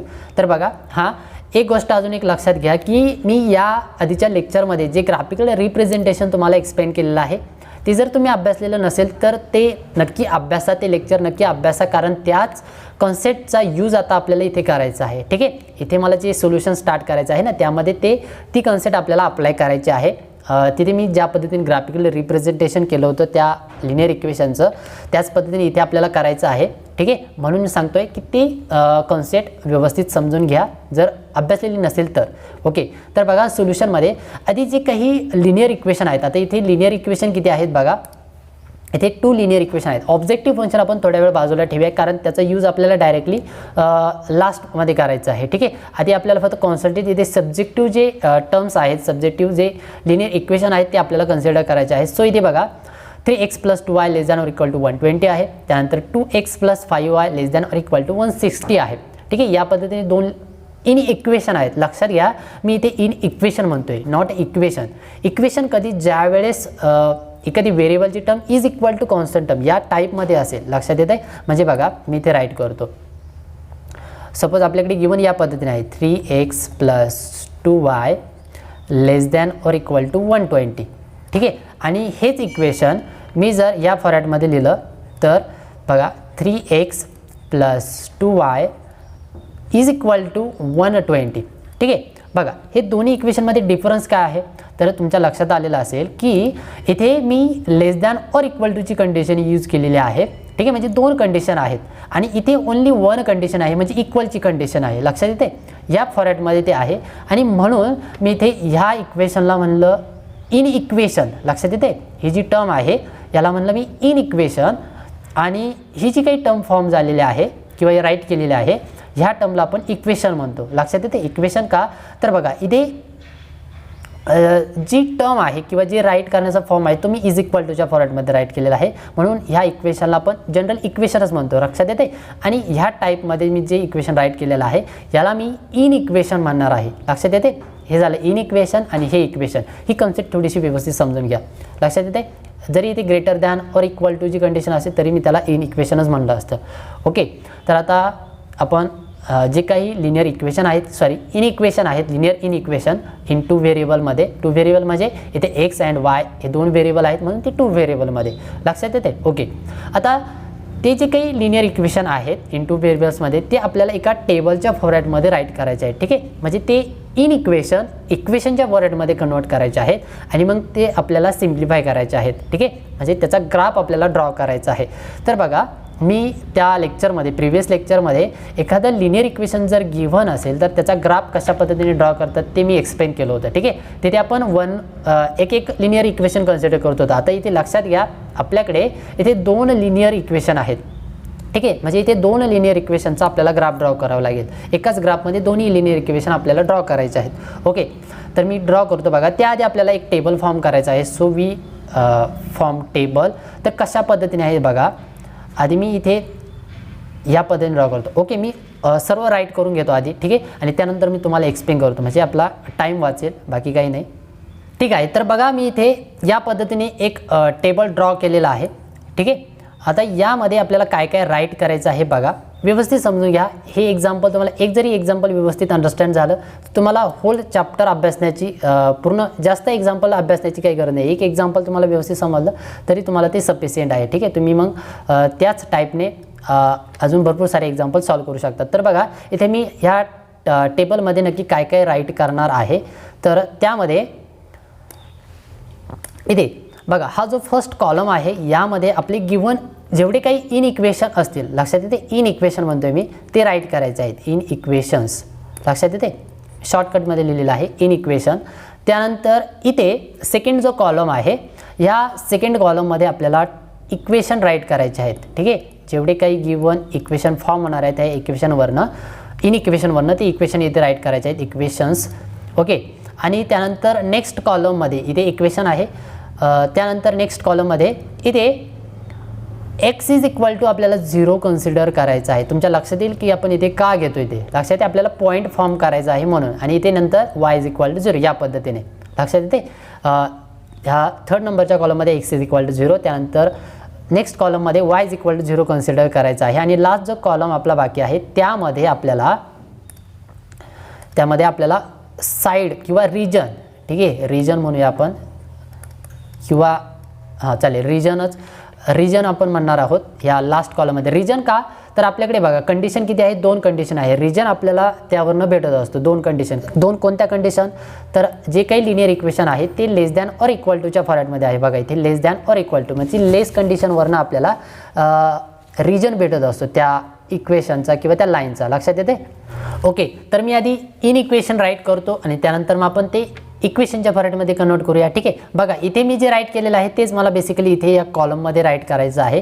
तर हे जे काही फर्स्ट इक्वेशन होतं हे काय होतं, आपलं इन इक्वेशन होतं, बरोबर. याला आपण इन इक्वेशन म्हणतो, ह्या पूर्ण इक्वेशनला इन इक्वेशन. ठीक आहे, कारण इथे 2 कंडिशन आहेत, लेस दॅन ऑर इक्वल टूची, त्यामुळे. आणि हा जो काही फॉर्म आहे याला आपण म्हणतो इक्वेशन्स, बरोबर, या पद्धतीने. मग तेच मला इथे ह्या कॉलममध्ये राईट करायचं आहे. तर बघा व्यवस्थित बघा, आपल्याकडे 2 इक्वेशन कोणते आहेत, हे 2 इक्वेशन, बरोबर ना, हे 2 इन इक्वेशन आहेत. मग ते 2 इन इक्वेशन मी इथे राईट करतो आणि त्यावरनं मग इज इक्वल टूच्या कंडिशनमध्ये लिहितो, म्हणजे ते इक्वेशन फॉर्म होतील. म्हणजे बघा, सो मला फर्स्ट जे आहे ते किती आहे, तर 3x + 2y less than or equal to inequation मी राईट करतो आहे. ठीक आहे, 120. त्यानंतर सेकंड जे आहे ते आहे 2x + 5y less than or equal to 160. ठीक आहे, केअरफुली बघा मी कशा पद्धतीने एक एक स्टेप मी अरेंज करतो आहे. ठीक आहे, कशा पद्धतीने सिम्प्लिफाय करतो आहे. तर इन इक्वेशनचा कॉलम आपला कंप्लीट झाला. आता त्यावरनं इक्वेशन राईट करायचं आहे. ठीक आहे, आता इक्वेशन कशा पद्धतीने राईट करायचे आहे, तर बघा मी इथे आधीच एक्सप्लेन केलेलं आहे. सो ते इक्वल टूच्या फॉर्मॅटमध्ये राईट करायचं आहे, बरोबर, म्हणजे ते इक्वेशन आपल्याला म्हणता येईल. सो इथे 3x + 2y आणि इज इक्वल टू 120, बरोबर, हे झालं फर्स्ट इक्वेशन. आणि सेकंड इथे त्याच पद्धतीने 2x + 5y is equal to 160. कळतंय, या पद्धतीने बघा 2 कॉलम आपण फिलअप केलेले आहेत, इन इक्वेशन आणि इक्वेशनची, याच फॉर्मॅटमध्ये तुम्हाला राईट करायचं आहे. नेक्स्ट आहे x इज इक्वल टू 0, आपल्याला त्या इक्वेशनमध्ये पुट करायचं आहे. आणि y is equal to 0 1 by 1 आपण पुट करून बघूया. बघा काय व्हॅल्यू भेटणार आहे आपल्याला नक्की. तर इथे x इज इक्वल टू 0 आपल्याला नक्की कोणत्या इक्वेशनमध्ये पुट करायचं आहे, तर इथे ह्या इक्वेशनमध्ये, लक्षात येते. एकदा ह्या इक्वेशनमध्ये पुट करूया, y ची व्हॅल्यू भेटेल, लक्षात येते. आणि नंतर ह्या इक्वेशनमध्ये पुट करूया, इथे y ची व्हॅल्यू भेटेल ह्या इक्वेशनसाठी, लक्षात येते. आणि त्यानंतर मग similarly y is equal to 0 put करूया, म्हणजे x ची व्हॅल्यू भेटेल, लक्षात येते. या पद्धतीने म्हणजे ते जे 2 पॉईंट आहेत ते नंतर आपल्याला ग्राफमध्ये पुट करता येतील आणि मग त्या 2 पॉईंटवरनं त्या इक्वेशनची लाईन ड्रॉ होईल, लक्षात येते. पुढे आपल्याला त्याचा ग्राफ देखील ड्रॉ करायचा आहे, बट आधी आपल्याला तो टेबल फिलअप करावा लागेल. बघा x इज इक्वल टू 0 ही जी काही व्हॅल्यू आहे ती मला ह्या फर्स्ट इक्वेशनमध्ये पुट करायची आहे. पुट केल्यानंतर मला काय भेटेल बघा, मी ते रफ कॅल्क्युलेशन इथे सॉल्व करतो. बघा इथे फॉर्म करतो ते. सो आपल्याकडे किती आहे, first equation 3x + 2y is equal to, हे जे इक्वेशन आहे ना ती घ्यायचं आहे, इन इक्वेशन घ्यायचं, इक्वेशन घ्यायचं आहे. ओके, हे फर्स्ट इक्वेशन आहे. यामध्ये आपल्याला x ची व्हॅल्यू किती पुट करायची आहे, 0 पुट करायची आहे. तर आता x इज इक्वल टू 0 ही व्हॅल्यू इथे ह्या इक्वेशनमध्ये पुट केल्यानंतर इक्वेशन आपण याला फर्स्ट म्हणूया. ह्या इक्वेशन फर्स्टमध्ये ज्यावेळेस मी x is equal to 0 put करेल त्यावेळेस किती भेटेल बघा, 3 × x ची value 0 + 2 × y is equal to 120. ठीक आहे, थोडंसं डिटेल मुद्दाम एक्सप्लेन करतोय, जरी काही विद्यार्थ्यांना जमत असेल, पण ज्या विद्यार्थ्यांना या पद्धतीने सिम्प्लिफिकेशन जमत नसेल तर त्यांनी व्यवस्थित बघा. ठीक आहे, 3 × 0 आपल्याला 0 व्हॅल्यू भेटेल. त्यानंतर इकडे 2y is equal to 120. Okay, therefore वायची व्हॅल्यू किती भेटेल, तर हा 2 इथे मल्टिप्लाय आहे वायला, तो इकडे जाऊन डिवाइड होईल, म्हणजेच आपल्याला 120/2 आणि म्हणजेच किती भेटेल, वायची व्हॅल्यू किती भेटेल, बेसक 12 म्हणजे 60 भेटेल, बरोबर ना. 60 ही झाली वायची व्हॅल्यू, कळतं आहे. वायची व्हॅल्यू आपल्याला भेटली एक्स ज्यावेळेस 0 असेल त्यावेळेस, बरोबर. म्हणजे मला ती इथे राईट करायची आहे. बघा किती व्हॅल्यू भेटली वायची, 60 व्हॅल्यू भेटली, ती इथे मला राईट करता येईल, y इज इक्वल टू 60, कळतं आहे. आता सिमिलरली इथे y is equal to 0 put करूया कोणत्या इक्वेशनमध्ये, ह्या इक्वेशन फर्स्टमध्ये. ओके, तर बघा y is equal to 0 put केल्यानंतर आपल्याला कोणती व्हॅल्यू भेटेल, तर आता कन्सिडर करायचं आहे y इज इक्वल टू 0 आणि अगेन त्या इक्वेशनमध्येच पुट करायचं आहे, इक्वेशन नंबर फर्स्टमध्ये. मग बघा गिवन इक्वेशन या पद्धतीने आहे, 3x प्लस 2 इंटू वायची व्हॅल्यू किती पुट करायची आहे, आता 0 पुट करायची आहे, ठीक आहे. ओके, 0 पुट केली आणि इज इक्वल टू किती आहे, 120 आहे, 120. ओके, 120. आता ही सिम्प्लिफाय करूया. बघा 3x प्लस 2 इंटू 0 0 भेटेल, इज इक्वल टू 120 आणि त्यानंतर मग 3x is equal to 120. Therefore x is equal to किती भेटेल आपल्याला, 120/3 म्हणजे 3 चौक 12. एक्सची व्हॅल्यू आपल्याला भेटेल 40. ओके, 40 आपल्याला भेटते, x is equal to 40. Okay, म्हणजेच मला इथे बघा कुठे राईट करायची ती व्हॅल्यू, तर ह्या नेक्स्ट कॉलममध्ये किती, एकची व्हॅल्यू, बरोबर. y जर 0 घेतला तर आपल्याला एकची व्हॅल्यू भेटते, बरोबर. x इज इक्वल टू किती, 40. ओके, या पद्धतीने व्हॅल्यू भेटली. आता सिमिलरली मला ह्या सेकंड इक्वेशनसाठी सिम्प्लिफाय करायचं आहे, म्हणजे x is equal to 0 put करायचं आहे, त्यानंतर बघा x इज इक्वल टू 0 ह्या सेकंड इक्वेशनमध्ये पुट करायचं आहे, त्यानंतर y is equal to 0 put करायचं आहे, ठीक आहे. या पद्धतीने मग आता x इज इक्वल टू 0 जर पुट केला तर ही टर्म 0 होऊन जाईल, म्हणजे 5y इज इक्वल टू 160 शिल्लक राहील, बरोबर. म्हणजेच मला ते या पद्धतीने राईट करता येईल, म्हणजे मी इथे राईट करतो. बघा सेकंड इक्वेशन आहे आपल्याकडे कशा पद्धतीने, तर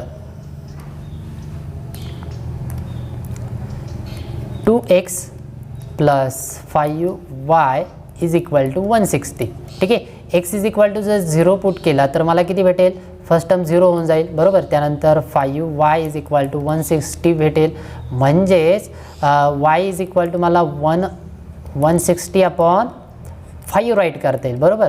आणि इथे किती भेटेल, 5 3 15 1 म्हणजे इथे आणि 5 2 10, बरोबर. वायची व्हॅल्यू किती भेटते, 32. Therefore y is equal to 32 भेटेल आपल्याला, ठीक आहे. y is equal to 32 and next आपल्याला y is equal to 0 put करायचं आहे, बरोबर. Next y is equal to 0 आपल्याला पुट करायचं आहे, तर y is equal to 0 put केल्यानंतर मला किती भेटेल, जी सेकंड इक्वेशन आहे ती कशा पद्धतीने राईट करता येईल, तर 2x इज इक्वल टू ही व्हॅल्यू 0 होऊन जाईल, बरोबर. ही टर्म 0 होऊन जाईल, 2x इज इक्वल टू 160 मला राईट करता येईल, 2x is equal to 160, 2x is equal to 160. Therefore x is equal to किती भेटेल, 16, बरोबर. म्हणजे आपल्याला 80 भेटेल, डायरेक्ट लिहिलं थोडंसं. बघा ज्यावेळेस y इज इक्वल टू 0 घेईल त्यावेळेस एक्सची व्हॅल्यू मला 80 भेटते, अँड ज्यावेळेस मी एक्सची व्हॅल्यू 0 घेईल त्यावेळेस मला वायची व्हॅल्यू 32 भेटते. म्हणजे फक्त मला आता ती व्हॅल्यू इथे राईट करायची आहे, लक्षात येत आहे. सो बघा मग एक्स ज्यावेळेस मी 0 घेईल त्यावेळेस मला वायची व्हॅल्यू 32 भेटली होती, म्हणजे मला ती इथे राईट करता येईल, y इज इक्वल टू 32.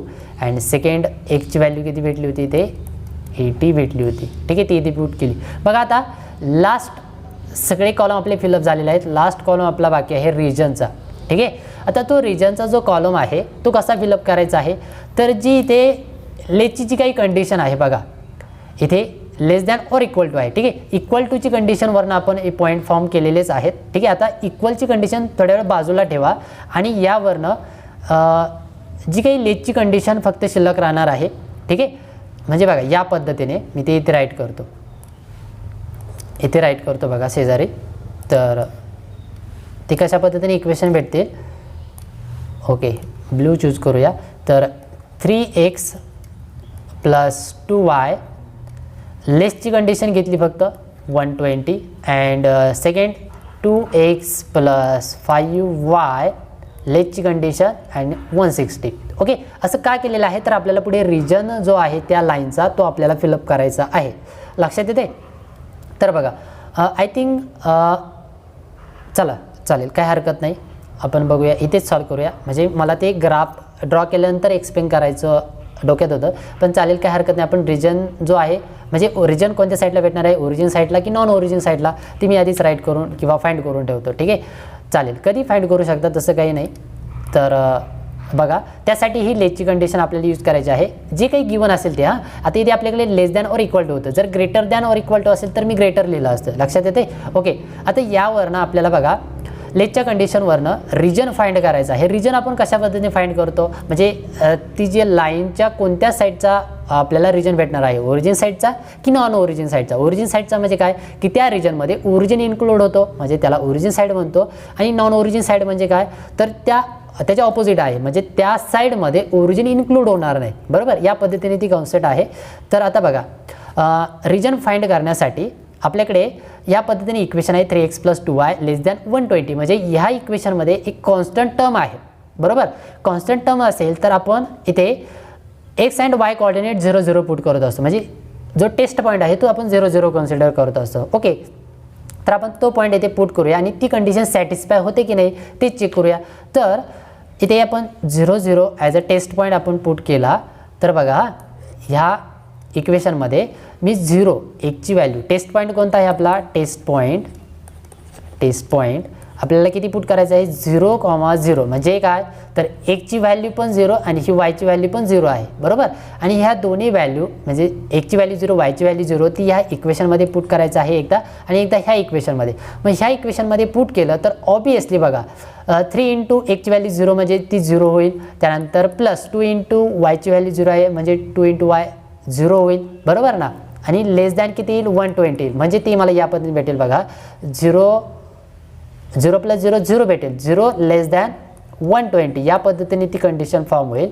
ठीक आहे, आणि ही कंडिशन कशी आहे, ट्रू आहे की फॉल्स आहे, म्हणजे सॅटिस्फाय होते की नाही. तर बघा ऑब्वियसली 120पेक्षा जो 0 आहे तो लहान आहे. बरोबर ना, ही जी काही कंडिशन आपल्याला भेटलेली आहे ती ट्रू आहे की फॉल्स आहे, तर 120पेक्षा हा 0 आहे तो लहान आहे. म्हणजे कंडिशन इथे जी आपल्याला भेटलेली आहे ती सिम्प्लिफाय होते. ठीक आहे, ट्रू आहे. म्हणजेच आपल्याला जो रिजन भेटणार आहे तो कसा भेटणार आहे, याचा ओरिजिन साईडेड. जर सिम्प्लिफाय होत असेल तर रिजन आपल्याला ओरिजिन साईडचा भेटतो. बरोबर, आणि जर त्याच्या ऑपोजिट जर सिम्प्लिफाय होत नसेल, त्या टेस्ट पॉईंटने ही कंडिशन जर सॅटिस्फाय होत नसेल तर आपल्याला जो रिजन आहे तो नॉन ओरिजिन साईड भेटतोय. लक्षात येते? मग मी इथे तेच राईट करतो. बघा, आपल्याला जो रिजन आहे तो कसा भेटेल इथे, so therefore region is origin sided. ठीक आहे, ओरिजिन साईड भेटेल. आणि आता इथे चेक करूया, इथे बघा सेकंड इक्वेशनमध्ये. तर इथे टेस्ट पॉईंट आपल्याला अगेन 0 0 पुट करायचं आहे. अगेन बघा इथे 0 भेटेल, त्यानंतर 5 × 0 0च भेटेल, 0 लेस दॅन 160. बरोबर ना, इथे सिम्प्लिफाय केलं ह्या इक्वेशनवरनं. तर इथे आपल्याला काय भेटतं आहे, तर 0 + 0 आपल्याला भेटेल 0 which is less than 160. Obviously he condition देखील काय होते, ट्रू होते. लक्षात येते? आणि जर कंडिशन ट्रू होत असेल, सॅटिस्फाय होत असेल, तर इथे देखील काय भेटणार आहे आपल्याला, रिजन ओरिजिन साइड रिजन भेटणार आहे. कळतंय? बघा इथे ओरिजिन साइडेड भेटला आहे, फर्स्ट इक्वेशनमध्ये देखील ओरिजिन साइडेड भेटला आहे. मग तेच आपल्याला फक्त इथे ह्या कॉलममध्ये राईट करायचं आहे. कळतंय? बघा व्यवस्थित समजून घ्या, इथे कन्फ्युजन होऊ शकतं कधी कधी तुमचं. आपल्याला बघा इन इक्वेशन आपल्याला राईट, बघा मी कशा पद्धतीने इथे राईट केलेलं आहे चार्टमध्ये, तर इन इक्वेशन राईट केलेलं आहे, त्यावरनं इक्वेशन फाइंड केले. ठीक आहे, इज इक्वल टूच्या कंडिशनमध्ये. त्यानंतर x = 0 मी पुट केलं ह्या इक्वेशनमध्ये, yची व्हॅल्यू भेटली. ठीक आहे, नंतर y = 0 पुट केलं, xची व्हॅल्यू भेटली. त्यानंतर सिमिलरली सेकंड इक्वेशनमध्ये मी त्याच पद्धतीने फाइंड केलं. आता लास्ट कॉलममध्ये आपल्याला रिजन फाइंड करायचं आहे, म्हणजे नक्की त्या लाईन मधून आपल्याला कोणता रिजन भेटणार आहे. ठीक आहे, त्या लाईनवरनं किंवा ती लाईन किंवा ती इन इक्वेशन कोणता रिजन कन्सिडर करणार आहे, तर त्यासाठी मी ते सेपरेटली सॉल्व केलं इथे वरती. ठीक आहे, रफ कॅल्क्युलेशन केलं. बेसिकली ते डायरेक्टली तुम्ही मनातल्या मनात करू शकता, कारण 0 0 टेस्ट पॉईंट आहे. 0 0 कधी पुट केल्यानंतर आपल्याला लेफ्ट हँड साईड जी आहे ती 0 0 भेटेल किंवा 0च भेटेल. बरोबर, आणि 0 लेस दॅन इकडे समथिंग कॉन्स्टंट टर्म काहीतरी असते. ओके, म्हणजे जर सॅटिस्फाय होत असेल तर ओरिजिन साइडेड, आणि जर ती कंडिशन सॅटिस्फाय होत नसेल तर नॉन ओरिजिन साइडेड. आता इथे आपल्याला दोन्ही इक्वेशनमध्ये ती कंडिशन सॅटिस्फाय होते, तो टेस्ट पॉईंट ती कंडिशन सॅटिस्फाय करतोय, म्हणजे आपल्याला रिजन भेटेल ओरिजिन साइडेड. बरोबर, म्हणजे आपल्याला तेच इथे राईट करायचं आहे रिजनच्या कॉलममध्ये. कळतंय? म्हणजे आता मी इथे राईट करेल, इथे काय राईट करणार आहे ओरिजिन साइडेड. ठीक आहे, दोन्ही जे इक्वेशन आहेत ते आपल्याला ओरिजिन साइडेड भेटत आहे. ओरिजिन साइडेड, इथं पण origin side. Okay, origin sided region आपल्याला भेटतोय, म्हणजे ओरिजिनला आपल्याला आता तो रिजन ड्रॉ करायचा आहे. आता बघा, सर्व डाटा आपल्याकडे गिवन किंवा फाइंड झालेला आहे. ओके, सर्व कॅल्क्युलेशनचा पार्ट आपला कंप्लीट झालेला आहे. आता आपल्याला ह्या इक्वेशनवरनं ग्राफ ड्रॉ करायचा आहे. ठीक आहे, अजून आपलं सोल्युशन कंप्लीट झालेलं नाही, लक्षात घ्या. आपल्याला आता ग्राफकडे वळायचं आहे. बघा, आपल्याला find maximum value of Z. ठीक आहे, प्रॉब्लेम थोडासा मोठा आहे. ठीक आहे, कारण मला ते सिम्प्लिफाय देखील करायचं आहे, सोबत तुम्हाला एक्सप्लेन करायचं आहे, त्यामुळे थोडासा वेळ जाऊ शकतो, पण हरकत नाही, तुम्हाला डिटेलमध्ये मी तुम्हाला एक्सप्लेन करणार आहे. तर बघा, कॅल्क्युलेशनचा पार्ट आपला कंप्लीट झालेला आहे. तर आता आपण ग्राफ ड्रॉ करूया. तर ग्राफसाठी आपल्याला ही दोन इक्वेशन राईट करावे लागणार आहेत. ठीक आहे, इक्वेशनची काही गरज नाही, आपल्याला हे पॉईंट लागणार आहेत. ठीक आहे, हा कॉलम x = 0 असताना मला वायची व्हॅल्यू 60 घ्यायची आहे. त्यानंतर x = 0 असताना वायची व्हॅल्यू 32 ह्या सेकंड इक्वेशनसाठी, आणि त्यानंतर ह्याच फर्स्ट इक्वेशनसाठी y = 0 असताना x ची व्हॅल्यू 40 घ्यायची आहे. त्यावरनं 2 पॉईंट. ठीक आहे, आणि ते 2 पॉईंटवरनं एक लाईन भेटेल. ते इक्वेशन म्हणजे ह्या 3x + 2y = 120 असेल. ठीक आहे, आणि मग त्यावरनं मला रिजन डिस्कस करता येईल. बघा, मी सॉल्व करतो म्हणजे तुम्हाला आणखी व्यवस्थित समजेल. तर इथे मी फर्स्ट ऑफ ऑल आधी XY ॲक्सिस ड्रॉ करतो, म्हणजे आपल्याला ग्राफ त्यावरती त्यामध्ये लाईन आपल्याला पुट करता येतील. सो ओके, तर बघा, आता मी या पद्धतीने इथे ॲक्सिस ड्रॉ केलेले आहेत. ठीक आहे, आणि यामध्ये आपल्याला आता त्या लाईन ड्रॉ करायच्या आहेत. बघा, XY ॲक्सिस मी या पद्धतीने ड्रॉ केलेला आहे. आता आपल्याला पॉईंट पुट करायचे आहेत, तर मी इथे कॉन्सन्ट्रेट करतो. बघा, x = 0, x = 0 असताना वायची व्हॅल्यू 60 भेटते. ठीक आहे, फर्स्ट लाईन आपलं ड्रॉ करूया. ठीक आहे, फर्स्ट लाईन ड्रॉ करण्यासाठी आपल्याला हे पॉईंट यूज करावे लागतील. तर x ज्या वेळेस मी 0 पुट करणार आहे त्यावेळेस मला वायची व्हॅल्यू 60 भेटते. ठीक आहे, आणि x ची व्हॅल्यू 40 आहे, त्यानंतर 32, x ची व्हॅल्यू 80 आहे. म्हणजे मला आता इथे पॉईंट कसे कन्सिडर करावे लागतील बघा. तर x ची मॅक्झिमम व्हॅल्यू किती आहे, x ॲक्सिसवरती मॅक्झिमम x ची व्हॅल्यू किती आहे, 80 आहे, आणि y ची व्हॅल्यू 60 आहे. ठीक आहे, मॅक्झिमम व्हॅल्यू. तर म्हणजे मला इथे बघा पॉईंट राईट करायचे आहेत. ठीक आहे ना, इथे मला जे पॉईंट राईट करायचे आहेत त्यासाठी मी मॅक्झिमम व्हॅल्यू चेक केली, तर x ची व्हॅल्यू अप टू 80 पर्यंत आहे. सो इथे मी सपोज 10 युनिट कन्सिडर केले, त्यानंतर इथे 20, त्यानंतर इथे 30, 80 आणि 90. बस, मॅक्झिमम आपल्याला 80 पर्यंत पाहिजे. ठीक आहे, 90ची काही गरज नाही. ओके, इकडे वाय ॲक्सिसवरती पॉझिटिव्ह आपल्याला पाहिजे, बरोबर, सर्व व्हॅल्यू. तर इथे आपल्याला या पद्धतीने राईट करता येईल. बघा, ओके, या पद्धतीने मी त्या व्हॅल्यू फिलअप केलेल्या आहेत. ठीक आहे, आणि आता बघा, आपण तो पॉईंट पुट करूया. वायची मॅक्झिमम व्हॅल्यू 60 आहे आणि x ची व्हॅल्यू 80 आहे. ओके, हो, आता ग्राफ आपला व्यवस्थित पुट होईल. बघा, आपल्याला x ची व्हॅल्यू 0 कन्सिडर करायची आहे. x ची व्हॅल्यू ज्यावेळेस मी 0 कन्सिडर करणार आहे त्यावेळेस इथे किती असणार आहे बघा, स्टार्टिंग पॉईंट 0 असणार आहे, बरोबर. x ची व्हॅल्यू 0 कन्सिडर करायची आहे, म्हणजे इथे भेटेल, आणि जो x ची व्हॅल्यू 0 कन्सिडर केल्यानंतर y आपल्याला 60 भेटते, म्हणजे y ची व्हॅल्यू इथे पुट करता येईल. बघा, y ची व्हॅल्यू 60, म्हणजे आपल्याला पॉईंट कुठे भेटणार आहे, इथे भेटणार आहे. लक्षात येत आहे बघा, मी त्यासाठी वेगळा डिफरंट कलर यूज करतो. सो त्यासाठी ओके व्हाईटच घेतो. चला, तर इथे या पद्धतीने तो पॉईंट भेटेल 60. ओके, आणि काय, x जर 0 असेल तर y 60, तो पॉईंट पुट केला. आता ह्याच इक्वेशनसाठी y = जर 0 कन्सिडर केला तर x ची व्हॅल्यू मला किती भेटते, 40 भेटते. तर आपण ती पुट करूया. x ची व्हॅल्यू 0, त्यावेळेस x ची व्हॅल्यू 0, त्यावेळेस मला जी y ची व्हॅल्यू आहे, सॉरी इथे काहीतरी मिस्टेक झाली बघा, x ची व्हॅल्यू 0 असताना y ची व्हॅल्यू 60 आहे. ओके, ती पुट केली y ॲक्सिसवरती. बघा, y ची व्हॅल्यू किती आहे, 60 आहे, ती इथे पुट केली. आणि आता चला मी ती पॉईंट इथे राईट करतो, म्हणजे प्रत्येक वेळेस वरती जायची गरज येणार नाही. ठीक आहे, तर बघा, x ची व्हॅल्यू 0 असताना मला वायची व्हॅल्यू किती भेटते 60 भेटते अँड वायची व्हॅल्यू 0 असताना मला एक्सची व्हॅल्यू भेटणार आहे आणि ती किती भेटते 40 भेटते बरोबर. कोणत्या इक्वेशनसाठी इक्वेशन फर्स्टसाठी. ठीक आहे इक्वेशन फर्स्टसाठी मला या पद्धतीने आहे तो डाटा आणि ओके हा आधी पुट करूया आपण आणि नंतर सेकंड इक्वेशनसाठी राईट करूया. आता बघा मी x इज इक्वल टू 0 असताना वायची व्हॅल्यू 60 आहे तो पॉईंट इथे पुट केलेला आहे. x इज इक्वल टू 0 असताना x इज इक्वल टू 0 असताना बघा वायची व्हॅल्यू किती आहे 60 आहे. आता वायची व्हॅल्यू 0 आहे बरोबर. वायची व्हॅल्यू 0 आहे. एक्सची व्हॅल्यू किती 40 पुट करायची आहे आपल्याला. ठीक आहे बघा तो पॉईंट कुठे येईल एक्स ॲक्सिसवरती येईल. एक्स ॲक्सिस इथे आहे आणि तो x is equal to 40 point मला कुठे भेटेल इथे भेटेल. म्हणजे मला तो या पद्धतीने राईट करता येईल. एक्सची व्हॅल्यू 0 एक्सची व्हॅल्यू इथे 40 आणि वायची व्हॅल्यू किती 0 कन्सिडर केलेलं आहे. ठीक आहे म्हणजे तो इथे येईल. म्हणजे हा जो पॉईंट भेटलेला आहे 60 आणि इकडे 40 ह्या दोन पॉईंटमधनं जी लाईन पास होईल ती लाईन म्हणजे आपलं ते फर्स्ट इक्वेशन असणार आहे. कळतंय. मग मी ती लाईन ड्रॉ करतो बघा. ठीक आहे तर बघा या पद्धतीने ही फर्स्ट लाईन ड्रॉ होईल.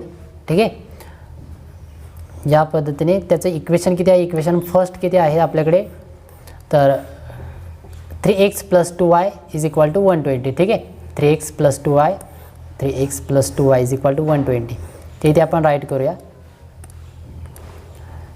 3x + 2y is equal to 120. लक्षात घ्या आता इज इक्वल टू आहे म्हणून आपल्याला हे लाईनचं इक्वेशन भेटलेलं आहे. ठीक आहे आता इज इक्वल टूच्या ऐवजी आपल्याला इथे लेस दॅन और इक्वल टू राईट करता येईल. लक्षात येते कारण आपल्याला जी रिजन आहे तो आपल्याला इथे राईट करायचा आहे म्हणून इथे लेस दॅनची कंडिशन पण येणार आहे. ठीक आहे ओके तर आता बघा ही लाईन ड्रॉ झालेली आहे. आता आपल्याला तो रिजन ह्या लाईनचा चेक करायचा आहे. बघा मी दोन्ही पॉईंट पुट केलेले आहेत. आता आपल्याला रिजन पुट करायचा आहे. रिजन कोणता आहे तर ओरिजिन साईड आहे तो आधीच आपण फाइंड केलेला आहे. आपल्याला फक्त तो इथे दाखवायचा आहे ग्राफमध्ये.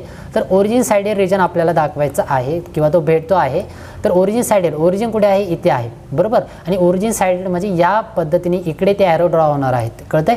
म्हणजे आपल्याला बघा कोणत्या साईडचा रिजन या साईडचा रिजन भेटणार आहे बरोबर. आणि इकडे या पद्धतीने म्हणजे ह्या लाईनचा खालचा पोर्शन जो आहे तो आपल्याला कन्सिडर करायचा आहे ओरिजिन साईड रिजन म्हणून. ओके हे झालं आपल्या फर्स्ट इन इक्वेशनवरनं हा सर्व ग्राफ.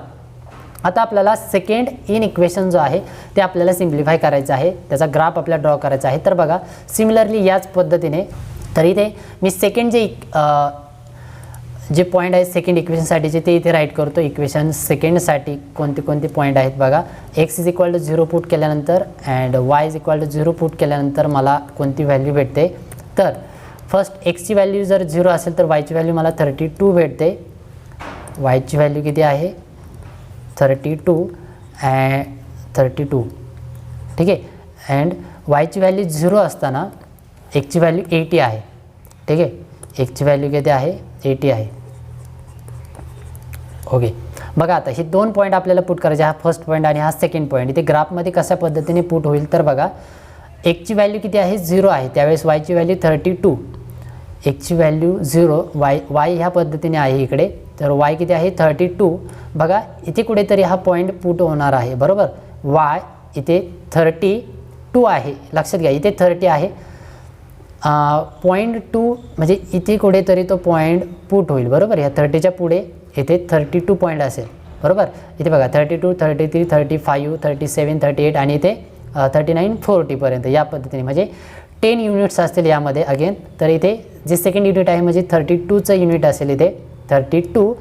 अँड नेक्स्ट आहे इथे y इज इक्वल टू 0 त्यावेळेस एक्सची व्हॅल्यू आपल्याला 80 भेटते. ठीक आहे म्हणजे आता इथे y0 त्यावेळेस x कुठपर्यंत आहे तर 80पर्यंत आहे. ठीक आहे 80 पॉईंट आपल्याला ड्रॉ करायचा आहे इथे 80.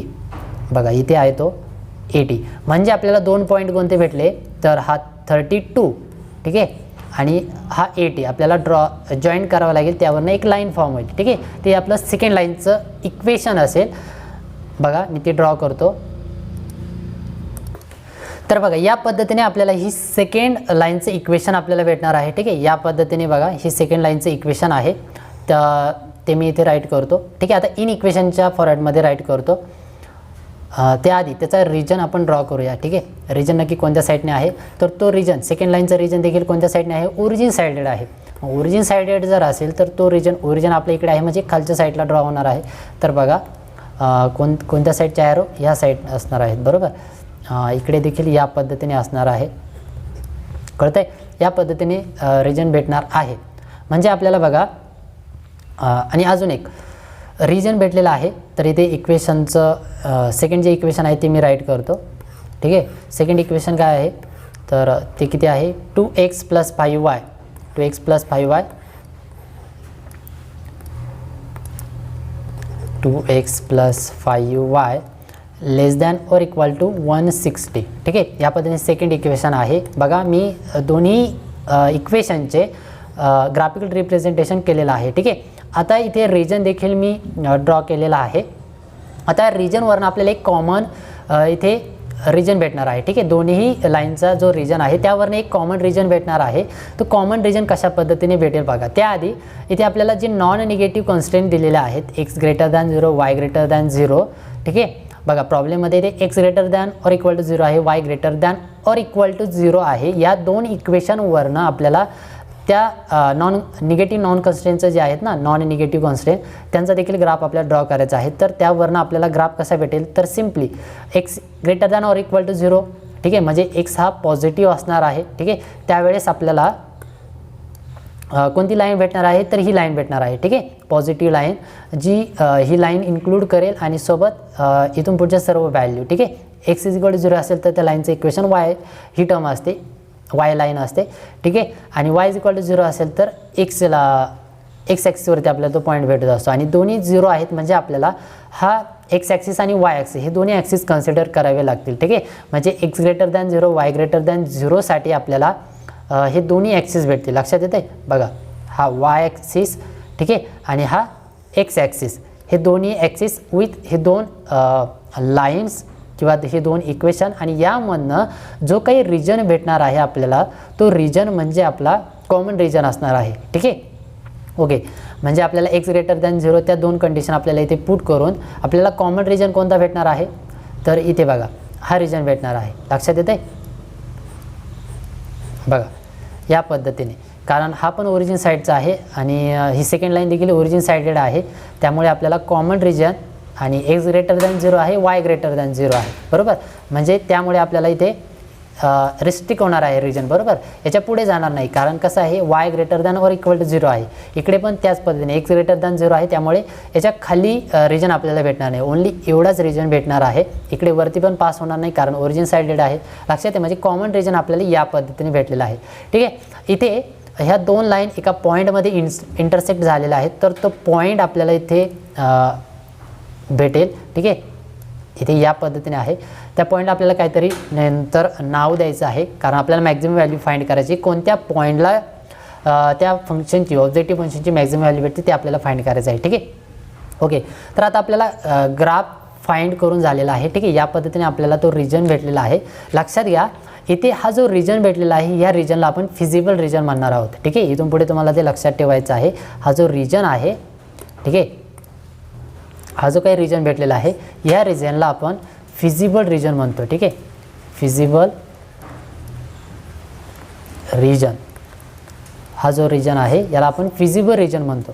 ठीक आहे, हा फिजिबल रिजन किती कॉर्नर पॉईंटने फॉर्म झालेला आहे बघा. कॉर्नर पॉईंट कोणते, तर हा जो काही डायग्राम इथे फॉर्म झालेला आहे ना, ही फिगर, तर या फिगरचं जे एंड पॉईंट आहे, कॉर्नर पॉईंट बघा, इथे एक पॉईंट आहे, इथे एक पॉईंट आहे. बरोबर, इथे एक पॉईंट आहे आणि इथे ओरिजिनचा एक पॉईंट आहे. असे 4 पॉईंट आहेत. बरोबर, हे 4 पॉईंट म्हणजे ज्यालाच आपण कॉर्नर पॉईंट म्हणणार आहोत. लक्षात येते, हे कॉर्नर पॉईंट आहेत, कॉर्नर पॉईंट. ओके, असे किती पॉईंट आहेत, 4 कॉर्नर पॉईंट्स आहेत. लक्षात येते, 4 कॉर्नर पॉईंट्स आहेत. आपल्याला चेक करायचं आहे की कोणत्या पॉईंटला, ठीक आहे, कोणत्या पॉईंटला ते जे ऑब्जेक्टिव्ह फंक्शन आहे, प्रॉफिटचं जे इक्वेशन आहे ते आपल्याला मॅक्सिमम भेटतं. ठीक आहे, ज्या पॉईंटला ह्या पॉईंटने ते ऑब्जेक्टिव्ह फंक्शन मॅक्सिमम भेटेल, ठीक आहे, तो पॉईंट म्हणजे आपल्या एक्स अँड वायची व्हॅल्यू असणार आहे. लक्षात येते बघा, एकदम सिम्पल आहे. म्हणजे आता आपल्याला बघा पुढे काय सिम्प्लिफाय करायचं आहे, तर ते जे काही कॉर्नर पॉईंट आहेत ते आपल्याला ह्या ऑब्जेक्टिव्ह फंक्शन कोणतं आहे आपलं इथे बघा, हे ऑब्जेक्टिव्ह फंक्शन आहे. हे फर्स्ट जे इक्वेशन आहे ना हे ऑब्जेक्टिव्ह फंक्शन आहे, त्याला आपण ऑब्जेक्टिव्ह फंक्शन म्हणतो. यामध्ये आपल्याला ते कॉर्नर पॉईंट पुट करायचे आहेत 1 बाय 1, ठीक आहे. आणि मग आपल्याला ते सोल्युशन भेटणार आहे. लक्षात येते बघा. आधी आपल्याला हा टेबल कन्सिडर करायचा आहे, हा टेबल आपल्याला फिलअप करायचा आहे. त्यानंतर आपल्याला हा ग्राफ ड्रॉ करायचा आहे त्या टेबलवरनं, आणि ग्राफ ड्रॉ केल्यानंतर आपल्याला आता ते कॉर्नर पॉईंट त्या ऑब्जेक्टिव्ह फंक्शनमध्ये पुट करायचे आहेत. आता ऑब्जेक्टिव्ह फंक्शनमध्ये पुट करण्यासाठी आपल्याला ते कॉर्नर पॉईंटचे कोऑर्डिनेट माहीत पाहिजे, बरोबर. तर आता बघा इथे ह्या पॉईंटचे कोऑर्डिनेट किती असतील, ओरिजिनचे ऑब्वियसली 0 0 असणार आहेत, बरोबर. बघा इथे याचे कोऑर्डिनेट किती असणार आहे 0 0. चला मी व्हाईटमध्येच राईट करतो म्हणजे ते व्यवस्थित दिसतील. तर इथे सपोज ओ पॉईंट, याला नाव देऊया आपण ओ पॉईंट. त्यानंतर हा ए पॉईंट, ठीक आहे, याला आपण बी कन्सिडर करूया आणि याला सी पॉईंट कन्सिडर करूया, चालेल. सी पॉईंट, तर तो सी इथे राईट करतो खालच्या साईडला, सी पॉईंट, ठीक आहे. हा पॉईंट म्हणजे आपला सी पॉईंट आहे, ओके. तर आता फर्स्ट कोऑर्डिनेट जो ओरिजिन आहे तो 0 0 आहे, ठीक आहे. म्हणजे 0,0 हा फर्स्ट कोऑर्डिनेट. त्यानंतर जो ए पॉईंट आहे, ए पॉईंटचे कोऑर्डिनेट कसे भेटतील तर बघा, ए पॉईंट जो आहे तो पूर्ण कम्प्लिटली कसा आहे वाय ॲक्सिसवरती ड्रॉ झालेला आहे, ठीक आहे. वाय ॲक्सिसवरती पुट झालेला आहे. तर त्याचा एक्स कोऑर्डिनेट किती असेल 0 असेल, बरोबर. एक्स कोऑर्डिनेट ह्या पॉईंटचा 0 असेल. आणि जो ए पॉईंट आहे तो इथे वाय कोऑर्डिनेटसाठी किती होता 32 होता, तर इथे तो डायरेक्टली 32 मी राईट करेल, बरोबर. हा झाला सेकंड कोऑर्डिनेट ए साठीचा कोऑर्डिनेट पॉईंट. आणि आता आपल्याला बी पॉईंटचे कोऑर्डिनेट पॉईंट फाइंड करावे लागतील. लक्षात येते इथे बघा, एक लक्षात घ्या, जर तुम्ही ग्राफमध्ये जर हा कम्प्लिटली हे सोल्युशन राईट केलं ग्राफमध्ये, हां, तर ग्राफमध्ये तुम्हाला डायरेक्टली ह्या पॉईंटचे कोऑर्डिनेट भेटू शकतात. लक्षात येते इथे तुम्हाला एक्स कोऑर्डिनेट इथे याच्या रिस्पेक्टिव्ह एक्स व्हॅल्यू किती आहे ती चेक करायची, ह्या पॉईंटच्या रिस्पेक्टिव्ह वाय व्हॅल्यू किती आहे ती चेक करायची, आणि त्याची कोऑर्डिनेट डायरेक्टली तुम्हाला भेटू शकतात, ठीक आहे. पण आता इथे मी तुम्हाला मी इथे जे राईट केलेलं आहे ते एक ग्राफमध्ये पुट न करता डायरेक्टली इथे पुट केलेला आहे, ठीक आहे. तो ग्राफ शो केलेला आहे. सो मला ती व्हॅल्यू फाइंड करावी लागेल, ठीक आहे. मग त्या पॉईंट किंवा त्या बी पॉईंटचे कोऑर्डिनेट कशा पद्धतीने फाइंड करायचे तर एकदम सिंपल आहे. बघा तो जो काही बी कोऑर्डिनेट आहे तो कोणत्या 2 लाईनने फॉर्म झालेला आहे हे आपल्याला आधी चेक करावं लागेल, आणि ते 2 लाईन आपल्याला सिम्प्लिफाय करावं लागतील, ठीक आहे. ते 2 इक्वेशन आपल्याला सिम्प्लिफाय करावं लागतील आणि त्यावरनं आपल्याला हा बी पॉईंट भेटेल. लक्षात येते एकदम सिंपल आहे. बघा बी पॉईंटचे कोऑर्डिनेट भेटतील, तर ते आपण नंतर फाइंड करूया. इथे सी पॉईंटचे कोऑर्डिनेट किती भेटतील बघा, कारण ते इझी जे आहेत ना, जे आपल्याला ऑलरेडी ग्राफमधून भेटत आहे ते आधी आपण राईट करूया. तर सीचे कोऑर्डिनेट किती, तर याचा एक्स कोऑर्डिनेट 40 भेटेल, बरोबर. एक्स कोऑर्डिनेट असेल 40 आणि वाय कोऑर्डिनेट किती असेल 0 असेल. बघा म्हणजे आपल्याला आता फक्त कोऑर्डिनेट कोणाचे माहीत नाही आहे तर ह्या बी पॉईंटचे. लक्षात येते बी पॉईंटचे कोऑर्डिनेट माहीत नाही. बघा एचे माहीत आहेत, ओचे पण माहीत आहेत आणि सीचे पण माहीत आहेत. आपल्याला बीचे कोऑर्डिनेट माहीत नाही, मग आपण ते फाइंड करूया. मग मी काय म्हणलं मगाशी की तो बी पॉईंट नक्की कोणत्या 2 लाईनने फॉर्म झालेला आहे किंवा कोणत्या 2 इक्वेशनने फॉर्म झालेला आहे. तर बघा ते 2 इक्वेशन इथेच आहेत, ठीक आहे ना. बघा ही फर्स्ट लाईन ही आणि हे सेकंड लाईन, दोन्ही लाईनचे इक्वेशन मी राईट केलेलंच आहे, ओके. मग ते 2 इक्वेशन आता आपल्याला सिम्प्लिफाय करायचे. लक्षात घ्या मी इक्वेशन हा वर्ड यूज करतोय, नॉट इन इक्वेशन. मग इक्वेशन जर असेल तर ते मला इज इक्वल टूच्या फॉर्मॅटमध्ये राईट करावं लागेल. लक्षात येते बघा मी ते दोन्ही इक्वेशन राईट करतो. सो फर्स्ट जे इक्वेशन आहे ते आहे 3x + 2y is equal to 120. त्यानंतर सेकंड जे आहे ते आहे 2x + 5y is equal to 160, ठीक आहे. हे 2 equation number first, equation number second. आपण काय करतोय लक्षात येते आपल्याला बी पॉईंटचे कोऑर्डिनेट फाइंड करायचे आहेत. मी 2 इक्वेशन राईट केलेले आहेत, यावरनं ते फाइंड करायचे आहेत. मग आता ही इक्वेशन आपल्याला सायमल्टेनियसली सॉल्व करायचे आहेत. मग सिम्पली हे तुम्हाला माहीत आहे हे कशा पद्धतीने आपण सॉल्व करत असतो. तर इथे एकतर एक्सचा कोएफिशियंट किंवा वायचा कोएफिशियंट सेम करा, ठीक आहे. त्या मेथडने तुम्ही सिम्प्लिफाय करू शकता. एकतर एक्सचा करा कोएफिशियंट सेम किंवा वायचा कोएफिशियंट सेम करा. तर इथे कोणताही केला तरी हरकत नाही. आपण एक्सचा कोएफिशियंट सेम करूया, ठीक आहे. सेम केल्यानंतर मग आपल्याला सबट्रॅक्शन यूज करता येईल. मग आता त्यासाठी इथे बघा, तर ह्या फर्स्ट इक्वेशनसाठी मल्टिप्लाय करावं लागेल, बरोबर ना. कोएफिशियंट सेम करण्यासाठी आपल्याला मल्टिप्लाय करावं लागेल कोणत्यातरी एका एलिमेंटने. तर कोणता एलिमेंट ऑब्वियसली इथे बघा इथे 2 आहे, इथे 3 आहे. तर ह्या 3ला 2ने मल्टिप्लाय करतो आणि ह्या 2ला 3ने मल्टिप्लाय करतो, बरोबर, ऑपोजिट नंबरने मल्टिप्लाय करतो. तर म्हणजे आपल्याला 3ला 2ने केल्यावर 6 भेटेल आणि ते 2ला 3ने मल्टिप्लाय केल्यानंतर 6 भेटेल, बरोबर, म्हणजे 6 होईल बघा. 6 मल्टिप्लाय केल्यानंतर करून बघूया इथे काय होतं बघा. आपल्याला या फर्स्ट इक्वेशनला 2ने मल्टिप्लाय करायचं आहे आणि सेकंड इक्वेशनला कितीने 3ने मल्टिप्लाय करायचं आहे. मल्टिप्लाय केल्यानंतर जे काही इक्वेशन भेटेल ते मी इथे राईट करतो बघा. ह्या 2ने ह्या इक्वेशनला मल्टिप्लाय करा, 3ने इथे ह्या इक्वेशनला मल्टिप्लाय करा. किती भेटेल 2 × 3 6x plus 2 × 2 4y is equal to 12 आणि 2 मल्टिप्लायमध्ये 24 होईल. 24 0.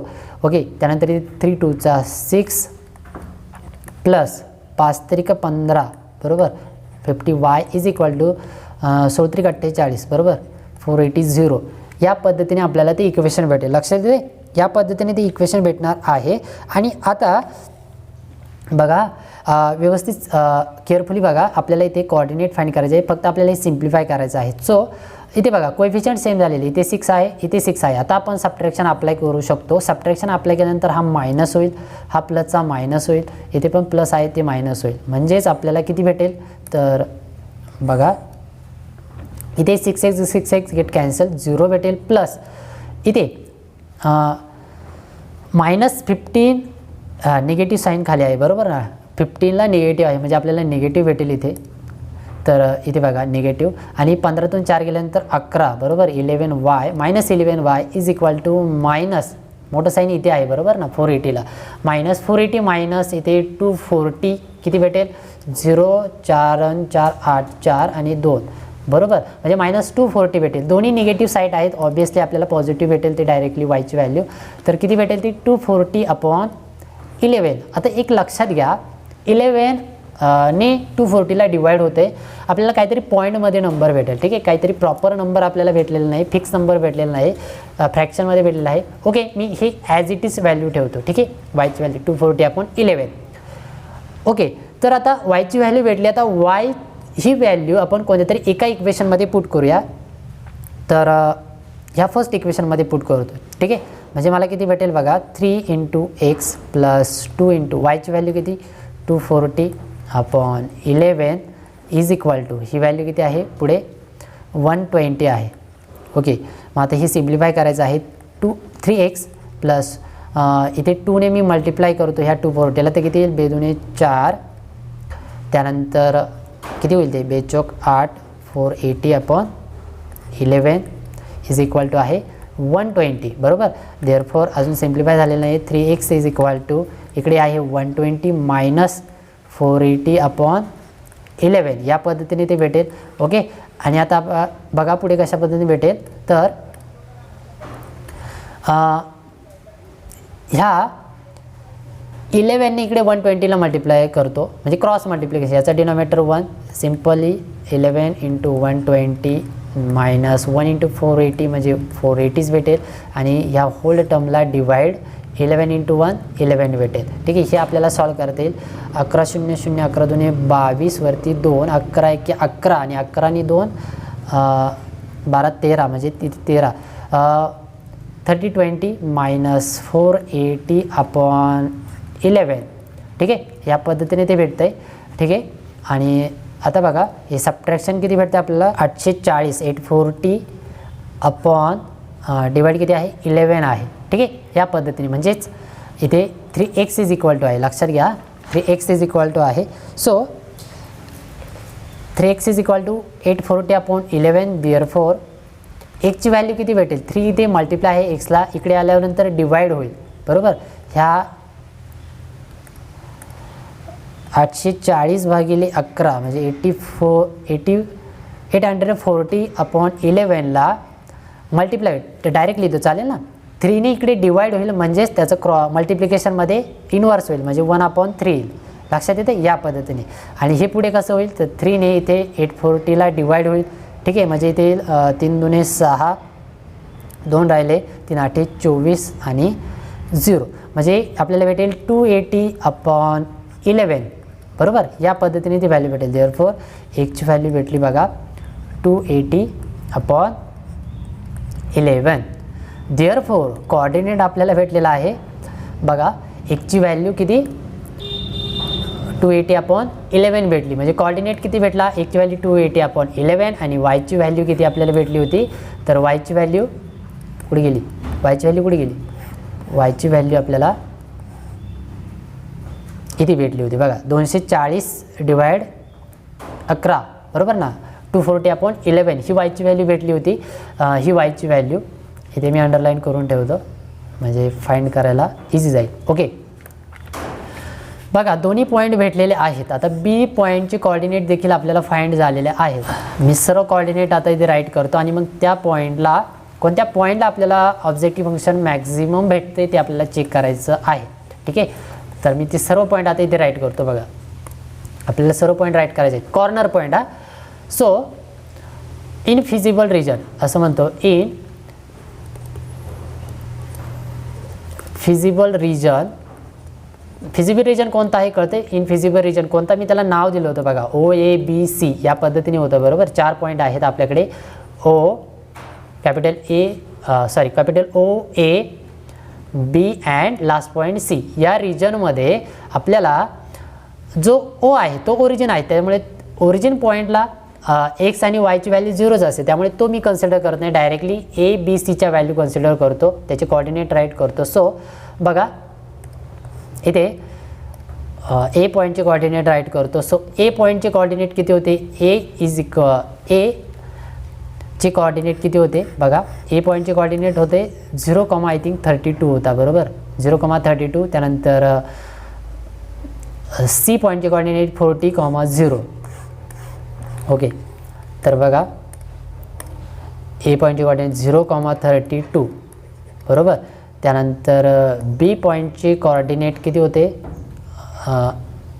40,0 बरोबर या पद्धतीने. आणि लास्ट सी पॉईंटचे कोऑर्डिनेट, सॉरी हा बीचा नाही, हा सीचा आहे बरोबर ना, हा कोऑर्डिनेट पॉईंट कोणता आहे, सीचा आहे. मी आधी सी साठी लिहितो कारण आपल्याला ऑब्जेक्टिव्ह फंक्शनमध्ये पुट करायचं आहे, लक्षात येते. सो मी इथेच राईट करतो बघा, सी पॉईंटचं किती होता 40,0 आणि मग बीचं लिहितो. ठीक आहे, मग बी पॉईंट किती आहे तर तो आपल्याला फ्रॅक्शनमध्ये भेटला होता, आय थिंक किती होता तो बघा, एक्स कोऑर्डिनेट किती होता आपल्याकडे 280/11 280/11. टेन्शन घेऊ नका, फ्रॅक्शनमध्ये आहे त्यामुळे थोडंसं लेंदी झालेलं आहे, लक्षात येते. 280/11 आणि वाय कोऑर्डिनेट आहे बघा इथे 240/11 240/11 लक्षात येते. या पद्धतीने बघा मी तिन्ही जे पॉईंट आहेत त्याचे कोऑर्डिनेट राईट केलेले आहेत आणि आता हे पॉईंट मला ऑब्जेक्टिव्ह फंक्शनमध्ये पुट करायचे आहेत, लक्षात येते. मग आता ऑब्जेक्टिव्ह फंक्शन मला राईट करावं लागेल. सो मी ते इथे वरती राईट करतो बघा, ऑब्जेक्टिव्ह फंक्शन किती आहे sir, maximum z is equal to किती होता तर ते ऑब्जेक्टिव्ह फंक्शन आपल्याला लागेल आता. तर बघा ते किती होतं तर 350x + 400y 350x. ठीक आहे, 350x. ओके,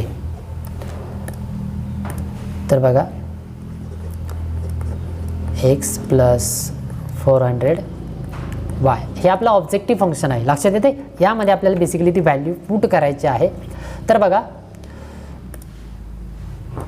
व्हॅल्यू पुट केल्यानंतर आपल्याला कोणत्या पॉईंटला मॅक्सिमम व्हॅल्यू भेटते ते चेक करायचं आहे. सो फर्स्ट पॉईंट आहे 0,32 म्हणजे ए पॉईंट आहे, याचा एक्स कोऑर्डिनेट 0 आहे, वाय कोऑर्डिनेट 32 आहे. पुट करूया इथे ऑब्जेक्टिव्ह फंक्शनमध्ये, म्हणजे ह्या राईट हँड साईडमध्येच फक्त आपल्याला पुट करायचं आहे. ठीक आहे, सो बघा 350 × एक्स, एक्सची व्हॅल्यू किती आहे 0 आहे, प्लस 400 आणि इंटू वायची व्हॅल्यू किती आहे 32 आहे बरोबर.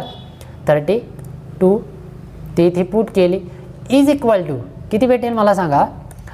ही फर्स्ट व्हॅल्यू 0 होऊन जाईल कारण 0 × समथिंग टर्म आहे, 0 होऊन जाईल, प्लस 400 × 32 आपल्याला ही व्हॅल्यू भेटेल 4 दूने 8. बघा सिम्प्लिफाय करूया तर 4 दूने 8 आणि 4 त्रिक 12 बरोबर, आणि इकडे 00 म्हणजे आपल्याला 12,800 ही व्हॅल्यू भेटते बरोबर. इतकी व्हॅल्यू भेटते, इतकं प्रॉफिट भेटते आपल्याला ह्या पॉईंटमध्ये. ठीक आहे, ह्या ए पॉईंटसाठी. ओके, आता ह्या सी पॉईंटसाठी आपण चेक करूया. सी पॉईंटसाठी आपल्याला किती भेटेल बघा. सी पॉईंटमध्ये व्हॅल्यू पुट करूया. तर 350 ॲज इट इज. एकची व्हॅल्यू किती आहे 40 प्लस 400 इंटू 0 म्हणजे 0 भेटणार आहे. ठीक आहे, म्हणजे आपल्याला किती भेटेल तर इज इक्वल टू किती भेटेल इथे सिम्पली या 4ने 5ला मल्टिप्लाय केल्यानंतर 4 पंचे 20 बरोबर. त्याच्या डोक्यावरती 2 जाईल. 4 त्रिक 12 आणि हे 2 किती 12 13 14 बरोबर ना. ओके, आणि हे पुढे डबल 0 हा एक 0 हा एक 0 बरोबर ना. या पद्धतीने ती व्हॅल्यू भेटेल आपल्याला सी पॉईंटसाठी 14,000. ओके, म्हणजे बघा इथे ह्या पॉईंटपेक्षा किंवा ह्या व्हॅल्यूपेक्षा इथे व्हॅल्यू आपल्याला जास्त भेटली, लक्षात आहे. बट अजून आपला एक पॉईंट बाकी आहे, कोणता बी पॉईंट. तर तो पॉईंट पुट करूया आणि मग आपण डिस्कस करूया की नक्की कोणत्या पॉईंटला व्हॅल्यू जास्त भेटते. ठीक आहे, ही व्हॅल्यू कॉन्सन्ट्रेट करायची आहे. ही व्हॅल्यू किती आपल्याला मॅक्सिमम भेटते. ठीक आहे, जी जास्तीत जास्त मॅक्सिमम व्हॅल्यू आपल्याला कन्सिडर करायची आहे. कोणत्या पॉईंटला भेटते बघा. तर लास्ट पॉईंट आपल्याला सिम्प्लिफाय करायचा आहे, तेवढा आपण सिम्प्लिफाय करूया. तर बघा परत 350 इंटू एकची व्हॅल्यू किती आहे. आता हा ब्रॅकेट थोडा मोठा करावा लागेल कारण आपल्याकडे फ्रॅक्शनमध्ये आहे. किती आहे ते 280/11. ओके, अँड प्लस 400 इंटू वायची टर्म किती आहे तर 240/11 आहे. ओके, 240/11 बरोबर. या पद्धतीने आहे. आणि आता बघा ही टर्म आपण सिम्प्लिफाय करूया. आपल्याला ही सिम्प्लिफाय करायचं आहे. तर इथे बघा हे तुम्ही सिम्प्लिफाय करू शकता कॅल्सीवरती किंवा तुम्ही रफ कॅल्क्युलेशन करू शकता. फक्त मी ती व्हॅल्यू डायरेक्टली लिहितो बघा. हे कॅल्क्युलेशन आय थिंक इथे बघा या पद्धतीने भेटतंय. ही जर फर्स्ट टर्म सॉल्व केली तर इथे भेटते 8909.09 पॉईंटमध्ये भेटते कारण फ्रॅक्शनमध्ये आहे. लक्षात घ्या, तुम्हाला फक्त मॅक्झिमम व्हॅल्यू चेक करायची आहे. लक्षात येते, हे कॅल्क्युलेशन तुम्ही करू शकता बघा. आणि सेकंड जी व्हॅल्यू आहे ती आहे 8727.27 बघा या पद्धतीने. आणि हे लक्षात आहे बघा, ही जी फर्स्ट टर्म आहे याची कॅल्क्युलेशन आपल्याला हे भेटतं आहे, लक्षात येते. आणि हे जे सेकंड व्हॅल्यू आहे टर्म आहे त्याची व्हॅल्यू आपल्याला या पद्धतीने भेटते. ठीक आहे, सेकंड टर्मची व्हॅल्यू या पद्धतीने, फर्स्ट टर्मची व्हॅल्यू या पद्धतीने. आणि आता दोघांचे ॲडिशन केल्यानंतर आपल्याला ते भेटते 70,696.36. ठीक आहे, 36 या पद्धतीने ती व्हॅल्यू भेटते. ठीक आहे, कॅल्क्युलेशन तुम्ही करू शकता. त्यामुळे मी ते डायरेक्टली लिहिलं आहे कारण ते फ्रॅक्शनमध्ये भेटतं आहे. तुम्ही ते निवांत सॉल्व करू शकता. ठीक आहे, आपल्याला इतका टाईम नाही. ठीक आहे, तर या पद्धतीने आपल्याला इथे बी पॉईंटसाठी ही व्हॅल्यू भेटलेली आहे. आता कम्पेअर करा बघा, आपल्याकडे 3 व्हॅल्यूज आहेत. कोणकोणत्या व्हॅल्यूज आहेत तर फर्स्ट व्हॅल्यू म्हणजे इथे बघा ही आहे. ठीक आहे, त्यानंतर सेकंड व्हॅल्यू कुठे आहे इथे आहे बरोबर बघा, ही सेकंड व्हॅल्यू. आणि त्यानंतर ही थर्ड व्हॅल्यू, लक्षात येते ही थर्ड व्हॅल्यू आहे. यामध्ये सगळ्यात मोठी व्हॅल्यू कोणती आहे, मॅक्झिमम व्हॅल्यू कोणती आहे तर ऑब्वियसली ही थर्ड नंबरची आहे. ठीक आहे, म्हणजे बी पॉईंटसाठी आपल्याला त्या ऑब्जेक्टिव्ह फंक्शनने ती व्हॅल्यू मॅक्झिमम भेटते. ठीक आहे, मॅक्झिमम व्हॅल्यू फाइंड होते तिथे. सो आपल्याला इथे ॲन्सरमध्ये काय भेटणार आहे मग मॅक्झिमम व्हॅल्यू किती आहे. सो 17,696.36 या पद्धतीने ते फायनल सोल्युशन भेटेल. मॅक्झिमम व्हॅल्यू ॲट पॉईंट, कोणत्या पॉईंटला तर या बी पॉईंटला, ज्याचे कोऑर्डिनेट 280/11, 240/11 या पद्धतीने आहे. ठीक आहे, म्हणजे आपल्याला असं फायनली राईट करता येईल. सो ते राईट करण्यापूर्वी एक लक्षात घ्या, अजून एक मी ते 0 पॉईंट घेतला नाही बरोबर, ओरिजिनचा पॉईंट घेतला नाही. 0 म्हणजे ओ पॉईंट घेतलेला नाही. तो का घेतला नाही तर बघा मी तो पण राईट करून देतो म्हणजे तुमचा डाऊट क्लिअर होईल, बाकी काही नाही. तर बघा जर मी तो घेतला असता तरी काही हरकत नाही. बघा मी ते ओ पॉईंट ज्याचे कोऑर्डिनेट आहे 0,0 बरोबर, आणि आपल्याकडे ऑब्जेक्टिव्ह फंक्शनमध्ये ती व्हॅल्यू पुट करत असतो बरोबर. मग ऑब्जेक्टिव्ह फंक्शनमध्ये जर मला व्हॅल्यू पुट करायची असेल, म्हणजे हे कोऑर्डिनेट पुट करायचे असेल तर मला काय भेटेल त्यामध्ये तर बघा आपल्याकडे या पद्धतीने भेटेल ते 350 इंटू एक्स, एक्सची व्हॅल्यू 0 बरोबर. त्यानंतर 400 इंटू वाय, वाय पण 0 बरोबर. आणि बघा 0ने कोणत्याही संख्येला मल्टिप्लाय केलं तर ॲन्सर 0 भेटेल बरोबर. म्हणजे 0 प्लस ॲन्सर मला 0 प्लस 0 ॲन्सर भेटेल मला 0, कळतंय. म्हणजे ऑब्जेक्टिव्ह फंक्शनची व्हॅल्यू किती भेटते मला इथे 0 भेटते. ठीक आहे, म्हणून मी ही कन्सिडर करत नाही. लक्षात येते आपल्याला मॅक्झिमम व्हॅल्यू चूज करायची आहे आणि मॅक्झिमम व्हॅल्यू तो वरच्या 3 पॉईंटमधूनच भेटते. ठीक आहे, त्यापैकी कोणता तरी एक पॉईंट असतो, म्हणून मी इथे ओरिजिनचा पॉईंट कन्सिडर केलेला नाही. ठीक आहे, फक्त उरलेल्या 3, 4 जे काही पॉईंट फॉर्म होणार आहेत त्या पॉईंटसाठी आपल्याला सिम्प्लिफाय करायचं आहे. कळतंय? सो मग इथे फायनली आपल्याला काय म्हणता येईल तर कोणत्या पॉईंटला मॅक्झिमम आहे. बघा आपल्याला एक्झाम्पल काय होतं तर मॅक्झिमम व्हॅल्यू फाइंड करायची होती, बरोबर ना. तिथे आपल्याला मॅक्झिमम व्हॅल्यू फाइंड करायची. बघा इथे प्रॉब्लेममध्ये येतो पुन्हा बघा. तर इथे find maximum value of Z, maximum value find करायची आहे. तर मॅक्झिमम व्हॅल्यू फाइंड झालेली आहे ती किती आहे तर मॅक्झिमम व्हॅल्यू किती आहे तर 17,696.36 ॲट पॉईंट बी.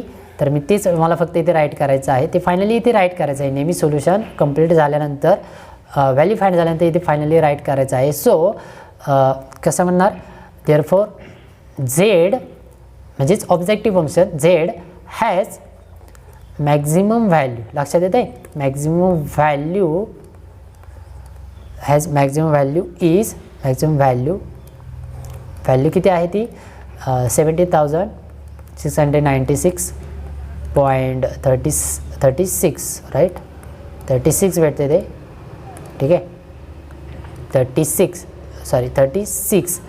36 ॲट कोणत्या पॉईंटला at point B coordinate is 2 किती होता कोऑर्डिनेट किती होते त्याचे 280 आणि 240 बरोबर. 280 अपॉन 11 अँड नेक्स्ट 240 अपॉन 11 या पद्धतीने होतं ते बरोबर ना.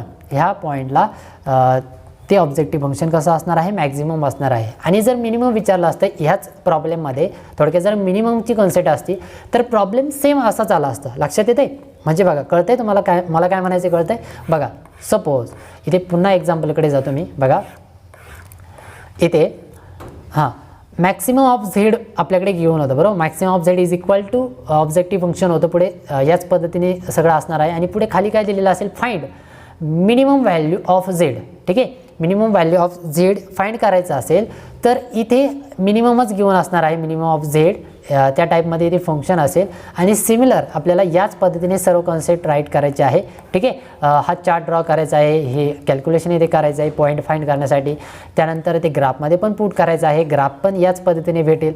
ठीक आहे त्यानंतर कोऑर्डिनेट देखील फाइंड करायचे आहेत, ते या पद्धतीने भेटतील. आणि कोऑर्डिनेट फाइंड झाल्यानंतर तुम्हाला ते याच पद्धतीने ऑब्जेक्टिव्ह फंक्शनमध्ये ते पॉईंट पुट करायचे आहेत, कॉर्नर पॉईंट पुट करायचे आहेत.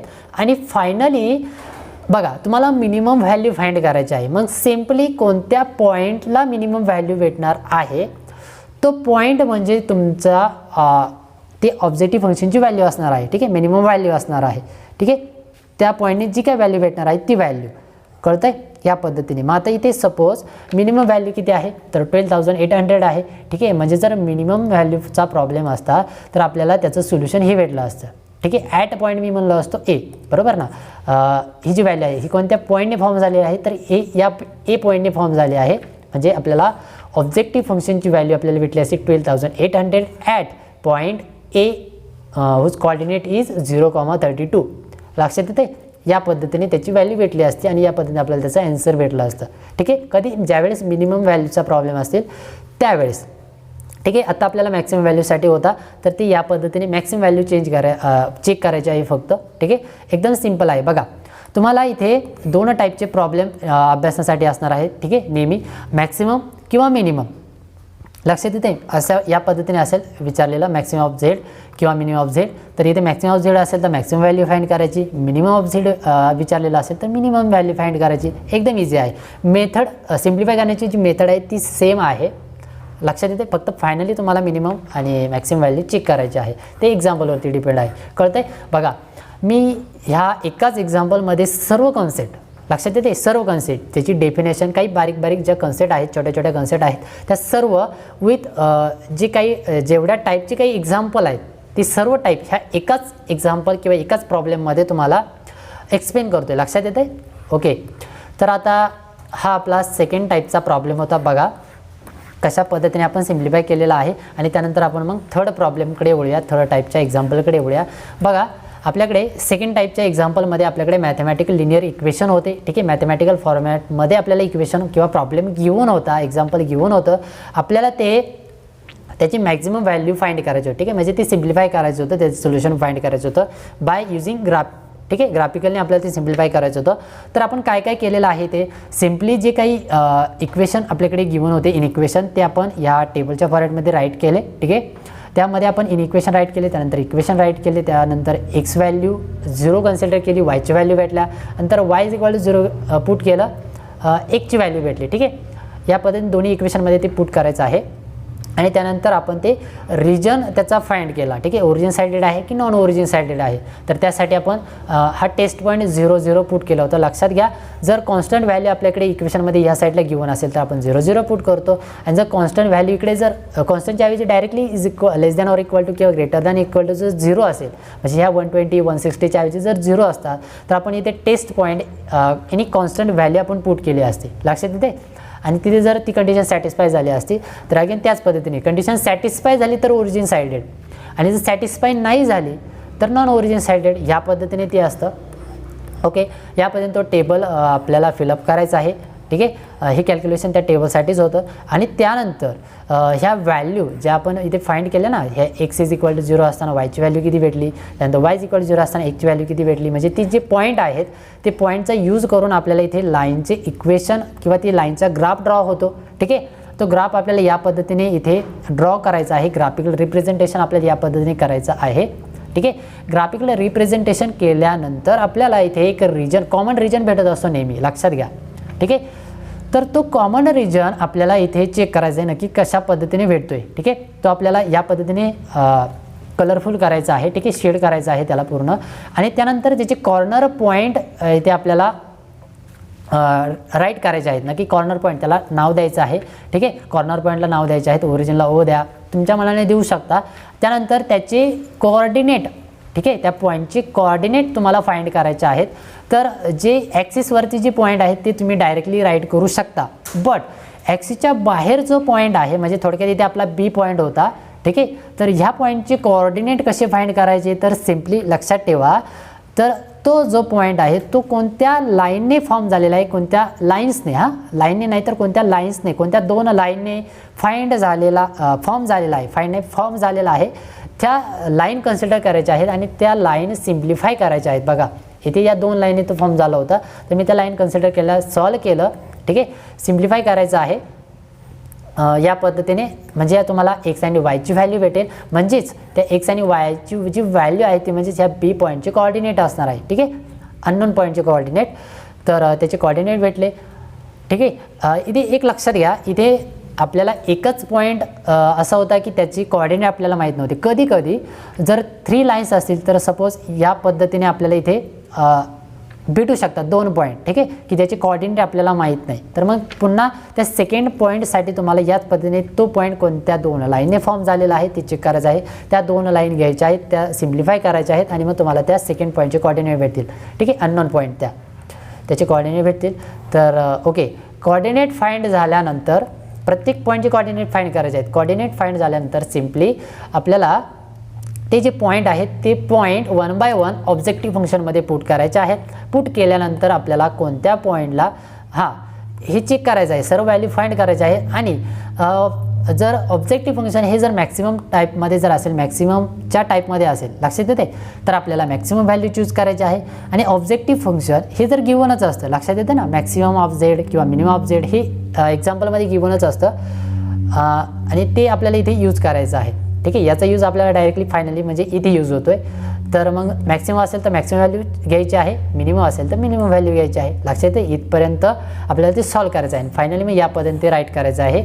ज्या पॉईंटला ती व्हॅल्यू मॅक्सिमम भेटते ती मॅक्सिमम व्हॅल्यू इथे राईट करायची आणि तो पॉईंट इथे राईट करायचा आहे, ठीक आहे. या पद्धतीने पूर्ण तुम्हाला कंप्लीट सोल्युशन राईट करायचं आहे. त्याच वेळेस तुम्हाला याची ह्या प्रॉब्लेमसाठीचे आउट ऑफ मार्क्स भेटणार आहे, ठीक आहे. आय थिंक हा 4 मार्क्सला तुम्हाला प्रॉब्लेम विचारला जाऊ शकतो.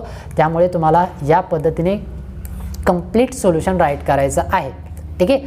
थोडीशी प्रॅक्टिस जर व्यवस्थित केली, केअरफुली जर बघितलं तुम्ही, हा प्रॉब्लेम थोडासा फास्ट सॉल्व करायचा आहे, ठीक आहे. आणि तो आपोआप होतो, ठीक आहे. आणि जर नाही केला तर तुम्हाला येत असून तुम्हाला एक्झाममध्ये सॉल्व करण्याचा राहून जाईल, लक्षात येते, कारण त्याचं सिम्प्लिफिकेशन इझी आहे, फक्त तुम्हाला त्याचा टाईम मॅनेजमेंट करायचा आहे. ठीक आहे, तुम्हाला कमी वेळात हा पूर्ण प्रॉब्लेम सॉल्व करायचा आहे. कळतंय, एक्झामच्या दृष्टीने मी म्हणतोय. तर बघा ह्या टाईप इथे आपण सेकंड टाईपचं एक्झाम्पल बघितलं बरोबर. आता आपल्याला थर्ड टाईपच्या एक्झाम्पलकडे वळायचं आहे. म्हणजे थर्ड टाईपचा प्रॉब्लेम कशा पद्धतीने असणार आहे, तर थर्ड टाईपमध्ये आपल्याला वर्ड प्रॉब्लेम गिवन असणार आहे बरोबर. बघा त्या टाईपमध्ये कसं असणार आहे, तर डायरेक्टली वर्ड प्रॉब्लेम गिवन असेल, लक्षात येते. आणि तो वर्ड प्रॉब्लेम आपल्याला मॅथमॅटिकलमध्ये कन्वर्ट करायचा आहे, मॅथमॅटिकल इक्वेशनमध्ये, आणि नंतर ते इक्वेशन आपल्याला सिम्प्लिफाय करायचं आहे. म्हणजे आता आपण जी प्रोसेस केली ती, म्हणजे सिम्पल लँग्वेजमध्ये सांगायचं म्हणलं तर इथे आपण 2 प्रॉब्लेम आपण अभ्यासले बरोबर. फर्स्ट प्रॉब्लेम बघा इथे हा वर्ड प्रॉब्लेम आपला, ठीक आहे, तो कन्वर्ट केला इथे मॅथमॅटिकलमध्ये बरोबर. ओके, आणि तोच मॅथमॅटिकल जे इक्वेशन होते बघा इथे, तेच इथे मी कन्सिडर केले होते, ते इथे सिम्प्लिफाय केले ग्राफिकली, आणि आपल्याला इथे फायनली मॅक्सिमम व्हॅल्यू भेटली. ठीक आहे, ऑब्जेक्टिव्ह फंक्शनची मॅक्सिमम व्हॅल्यू भेटली.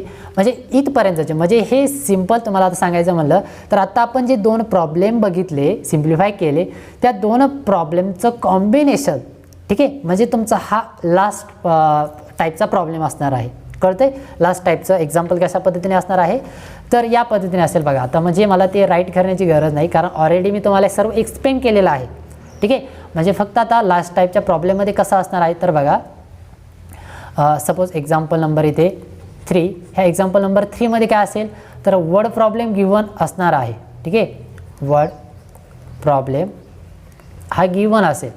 ठीक आहे, हा गिवन असेल, आणि इथून पुढे तुम्हाला सोल्युशनमध्ये काय राईट करायचं आहे, तर सोल्युशनमध्ये हा वर्ड प्रॉब्लेम जो आहे तो मॅथमॅटिकली राईट करायचा आहे. ठीक आहे, त्याचं mathematical formulation, mathematical form write करायचा आहे. मॅथमॅटिकल फॉर्म म्हणजे लिनियर इक्वेशन, लक्षात घ्या, लिनियर इन इक्वेशनच्या फॉर्मॅटमध्ये ते राईट करायचं आहे. लक्षात येते, लिनियर इन इक्वेशनच्या फॉर्मॅटमध्ये, म्हणजे objective function, subjective constraint, non negative constraint त्या फॉर्मॅटमध्ये. ठीक आहे, आणि आता हे लिनियर इक्वेशन फॉर्म झाल्यानंतर हे लिनियर इक्वेशन तुम्हाला ग्राफिकली सॉल्व करायचे आहे. ठीक आहे, म्हणजे इथे ग्राफचा यूज करून ठीक आहे, ग्राफिकली ते सिम्प्लिफाय करायचं आहे, सॉल्व करायचं आहे. म्हणजे तुम्हाला इथे x, y ची व्हॅल्यू भेटते. ठीक आहे, किंवा ऑब्जेक्टिव्ह फंक्शनची व्हॅल्यू भेटत असते, ते मॅक्सिमाइज असेल किंवा मिनिमाइज असेल, ते एक्झाम्पलवरती डिपेंड आहे. ठीक आहे, XY ची पण व्हॅल्यू भेटते, आणि त्याच पॉईंटला इथे फंक्शन हे ऑब्जेक्टिव्ह फंक्शन हे मॅक्सिमम आहे की मिनिमम आहे ते चेक होत असतं. ठीक आहे, मॅक्सिमम असेल तर मॅक्सिमम व्हॅल्यू फाइंड होईल, मिनिमम असेल तर मिनिमम व्हॅल्यू फाइंड होईल. ठीक आहे, म्हणजे या पद्धतीने आपल्याला ते सिम्प्लिफाय करायचं आहे. तर फर्स्ट ऑफ ऑल आधी मी तुम्हाला word problem to linear equation किंवा मॅथमॅटिकल इक्वेशन या टाईपमध्ये ते एक्सप्लेन केलं होतं. ठीक आहे, बघा इथपर्यंतची कॉन्सेप्ट म्हणजे हा फर्स्ट टाईपचा प्रॉब्लेम, आणि इथून इथपर्यंतचा जो प्रॉब्लेम आहे तो सेकंड टाईपचा. ठीक आहे, आणि नंतर ही होल कॉन्सेप्ट म्हणजे आपला थर्ड टाईपचा प्रॉब्लेम. ठीक आहे, थर्ड टाईपचा प्रॉब्लेम. तर याच्यातलं मी फर्स्ट टाईपचा पण एक्सप्लेन केलेला आहे, सेकंड टाईपचा पण केलेला आहे, आणि हे दोन्हींचं कॉम्बिनेशन म्हणजे आपला थर्ड टाईपचा प्रॉब्लेम असणार आहे. म्हणजे मी आता जो वर्ड प्रॉब्लेम राईट केलं होतं ना, तो तिथून स्टार्ट झाला, तर इथपर्यंतचं जे आपण सोल्युशन फाइंड केलेलं आहे, ऑब्जेक्टिव्ह फंक्शनची व्हॅल्यू जी फाइंड केलेली आहे मॅक्सिमम. ठीक आहे, इथपर्यंत सर्व सोल्युशन म्हणजे हा तुमचा थर्ड टाईप असणार आहे. ठीक आहे, या पद्धतीने ते तुम्हाला सर्व सिम्प्लिफाय करायचं आहे. कळत आहे, तर अशा पद्धतीने विद्यार्थी मित्रांनो आजच्या ह्या लेक्चरमध्ये आपण सर्व कॉन्सेप्ट बघितलेले आहे. सर्व कॉन्सेप्ट जे आहे मी तुम्हाला ते एक्सप्लेन केलेले आहे, नक्की कोणकोणत्या टाईपचे प्रॉब्लेम असतात आणि ते कशा पद्धतीने सिम्प्लिफाय करायचे आहे. ठीक आहे, तर सर्व कॉन्सेप्ट मी एक्सप्लेन केलेली आहे. आय थिंक तुम्हाला ती व्यवस्थित अंडरस्टँड झालेली असेल. तर अजून एक लेक्चर एंड करण्यापूर्वी इथे ही जी काही मेथड आहे, ह्या मेथडला हे जे आपण सिम्प्लिफाय केलं ना ग्राफिकली, आणि ते कॉर्नर पॉईंटवरनं ती व्हॅल्यू फाइंड केली, तर ह्या मेथडला आपण म्हणतो कॉर्नर पॉईंट मेथड. ठीक आहे, हे जे सोल्युशन आपण फाइंड केलेलं आहे, तर ह्या मेथड आपण म्हणतो कॉर्नर पॉईंट मेथड, कारण आपण इथे कॉर्नरचे पॉईंट यूज करून ती मॅक्सिमम व्हॅल्यू फाइंड करत असतो किंवा मिनिमम व्हॅल्यू फाइंड करत असतो. आणि इथे अजून 2 मेथड आहेत, आयसो प्रॉफिट मेथड आणि आयसो कॉस्ट मेथड. ठीक आहे, म्हणजे काय, तर तिथे आयसो प्रॉफिट म्हणजे काय, तर तिथे मॅक्सिमम व्हॅल्यू आपल्याला फाइंड करायची असते, आणि आयसो कॉस्ट म्हणजे मिनिमम कॉस्ट लागली पाहिजे. ठीक आहे, त्या कंपनीसाठी, आणि मिनिमम कॉस्ट तर मग तिथे मिनिमम ऑब्जेक्टिव्ह फंक्शन आपल्याला फाइंड करायचं आहे. ठीक आहे, मिनिमम व्हॅल्यू फाइंड करायची आहे. लक्षात येत आहे, तर त्या दोन मेथड आयसोप्रॉफिट आणि आयसोकॉस्ट मेथड, पण ती बेसिकली तुम्हाला नाही आहे. जनरली आपण हीच मेथड आपण अप्लाय करत असतो आणि एक्झाममध्ये देखील तुम्हाला हीच मेथड अप्लाय करायची आहे. लक्षात येत आहे? कोणती? Corner point method. म्हणजे मी आता जी एक्सप्लेन केलं ना ती मेथड तुम्हाला अप्लाय करायची आहे. आणि जी आयसोप्रॉफिट किंवा आयसोकॉस्ट आहे ती फक्त तुम्हाला जुन्या सिलेबसमध्ये होतं, ह्या सिलेबसमध्ये नाही, त्यामुळे मी तुम्ही घेतलीसुद्धा नाही. फक्त ही तुम्हाला व्यवस्थित अभ्यासायची आहे. ओके, तर अशा पद्धतीने आजच्या ह्या लेक्चरमध्ये मी तुम्हाला सर्व कॉन्सेप्ट जी आहे ती एक्सप्लेन केलीच आहे आणि सोबत हा चॅप्टर देखील आपला इथे एक्सप्लेन करून झालेला आहे. ठीक आहे, मी तुम्हाला तो डिटेलमध्ये एक्सप्लेन केलेला आहे. मागचे 2 लेक्चर आणि हे आपलं 3rd नंबरचं लेक्चर तुम्हाला कंप्लीट सर्व ज्या कॉन्सेप्ट आहेत तुम्हाला सर्व टॉपिक जे आहेत तुम्हाला ह्या 3 लेक्चरमध्ये भेटून जातील. ठीक आहे, सो तिन्ही लेक्चर व्यवस्थित अभ्यासा, तुम्हाला व्यवस्थित सर्व कॉन्सेप्ट अंडरस्टँड होईल. ठीक आहे, आणि तुम्हाला ह्या चॅप्टरचे फुल मार्क्स देखील भेटतील. ठीक आहे, सो अशा पद्धतीने विद्यार्थी मित्रांनो आजच्या ह्या लेक्चरमध्ये आणि ह्या चॅप्टरमध्ये देखील एवढंच. विद्यार्थी मित्रांनो हा व्हिडिओ जर तुम्हाला आवडला असेल तर नक्की लाईक करा, शेअर करा. ह्या चॅनलवरती जर नवीन असाल तर चॅनलला जरूर सबस्क्राईब करा. तर भेटूया नेक्स्ट लेक्चरमध्ये आपण नवीन चॅप्टरला स्टार्ट करूया. तोपर्यंत धन्यवाद.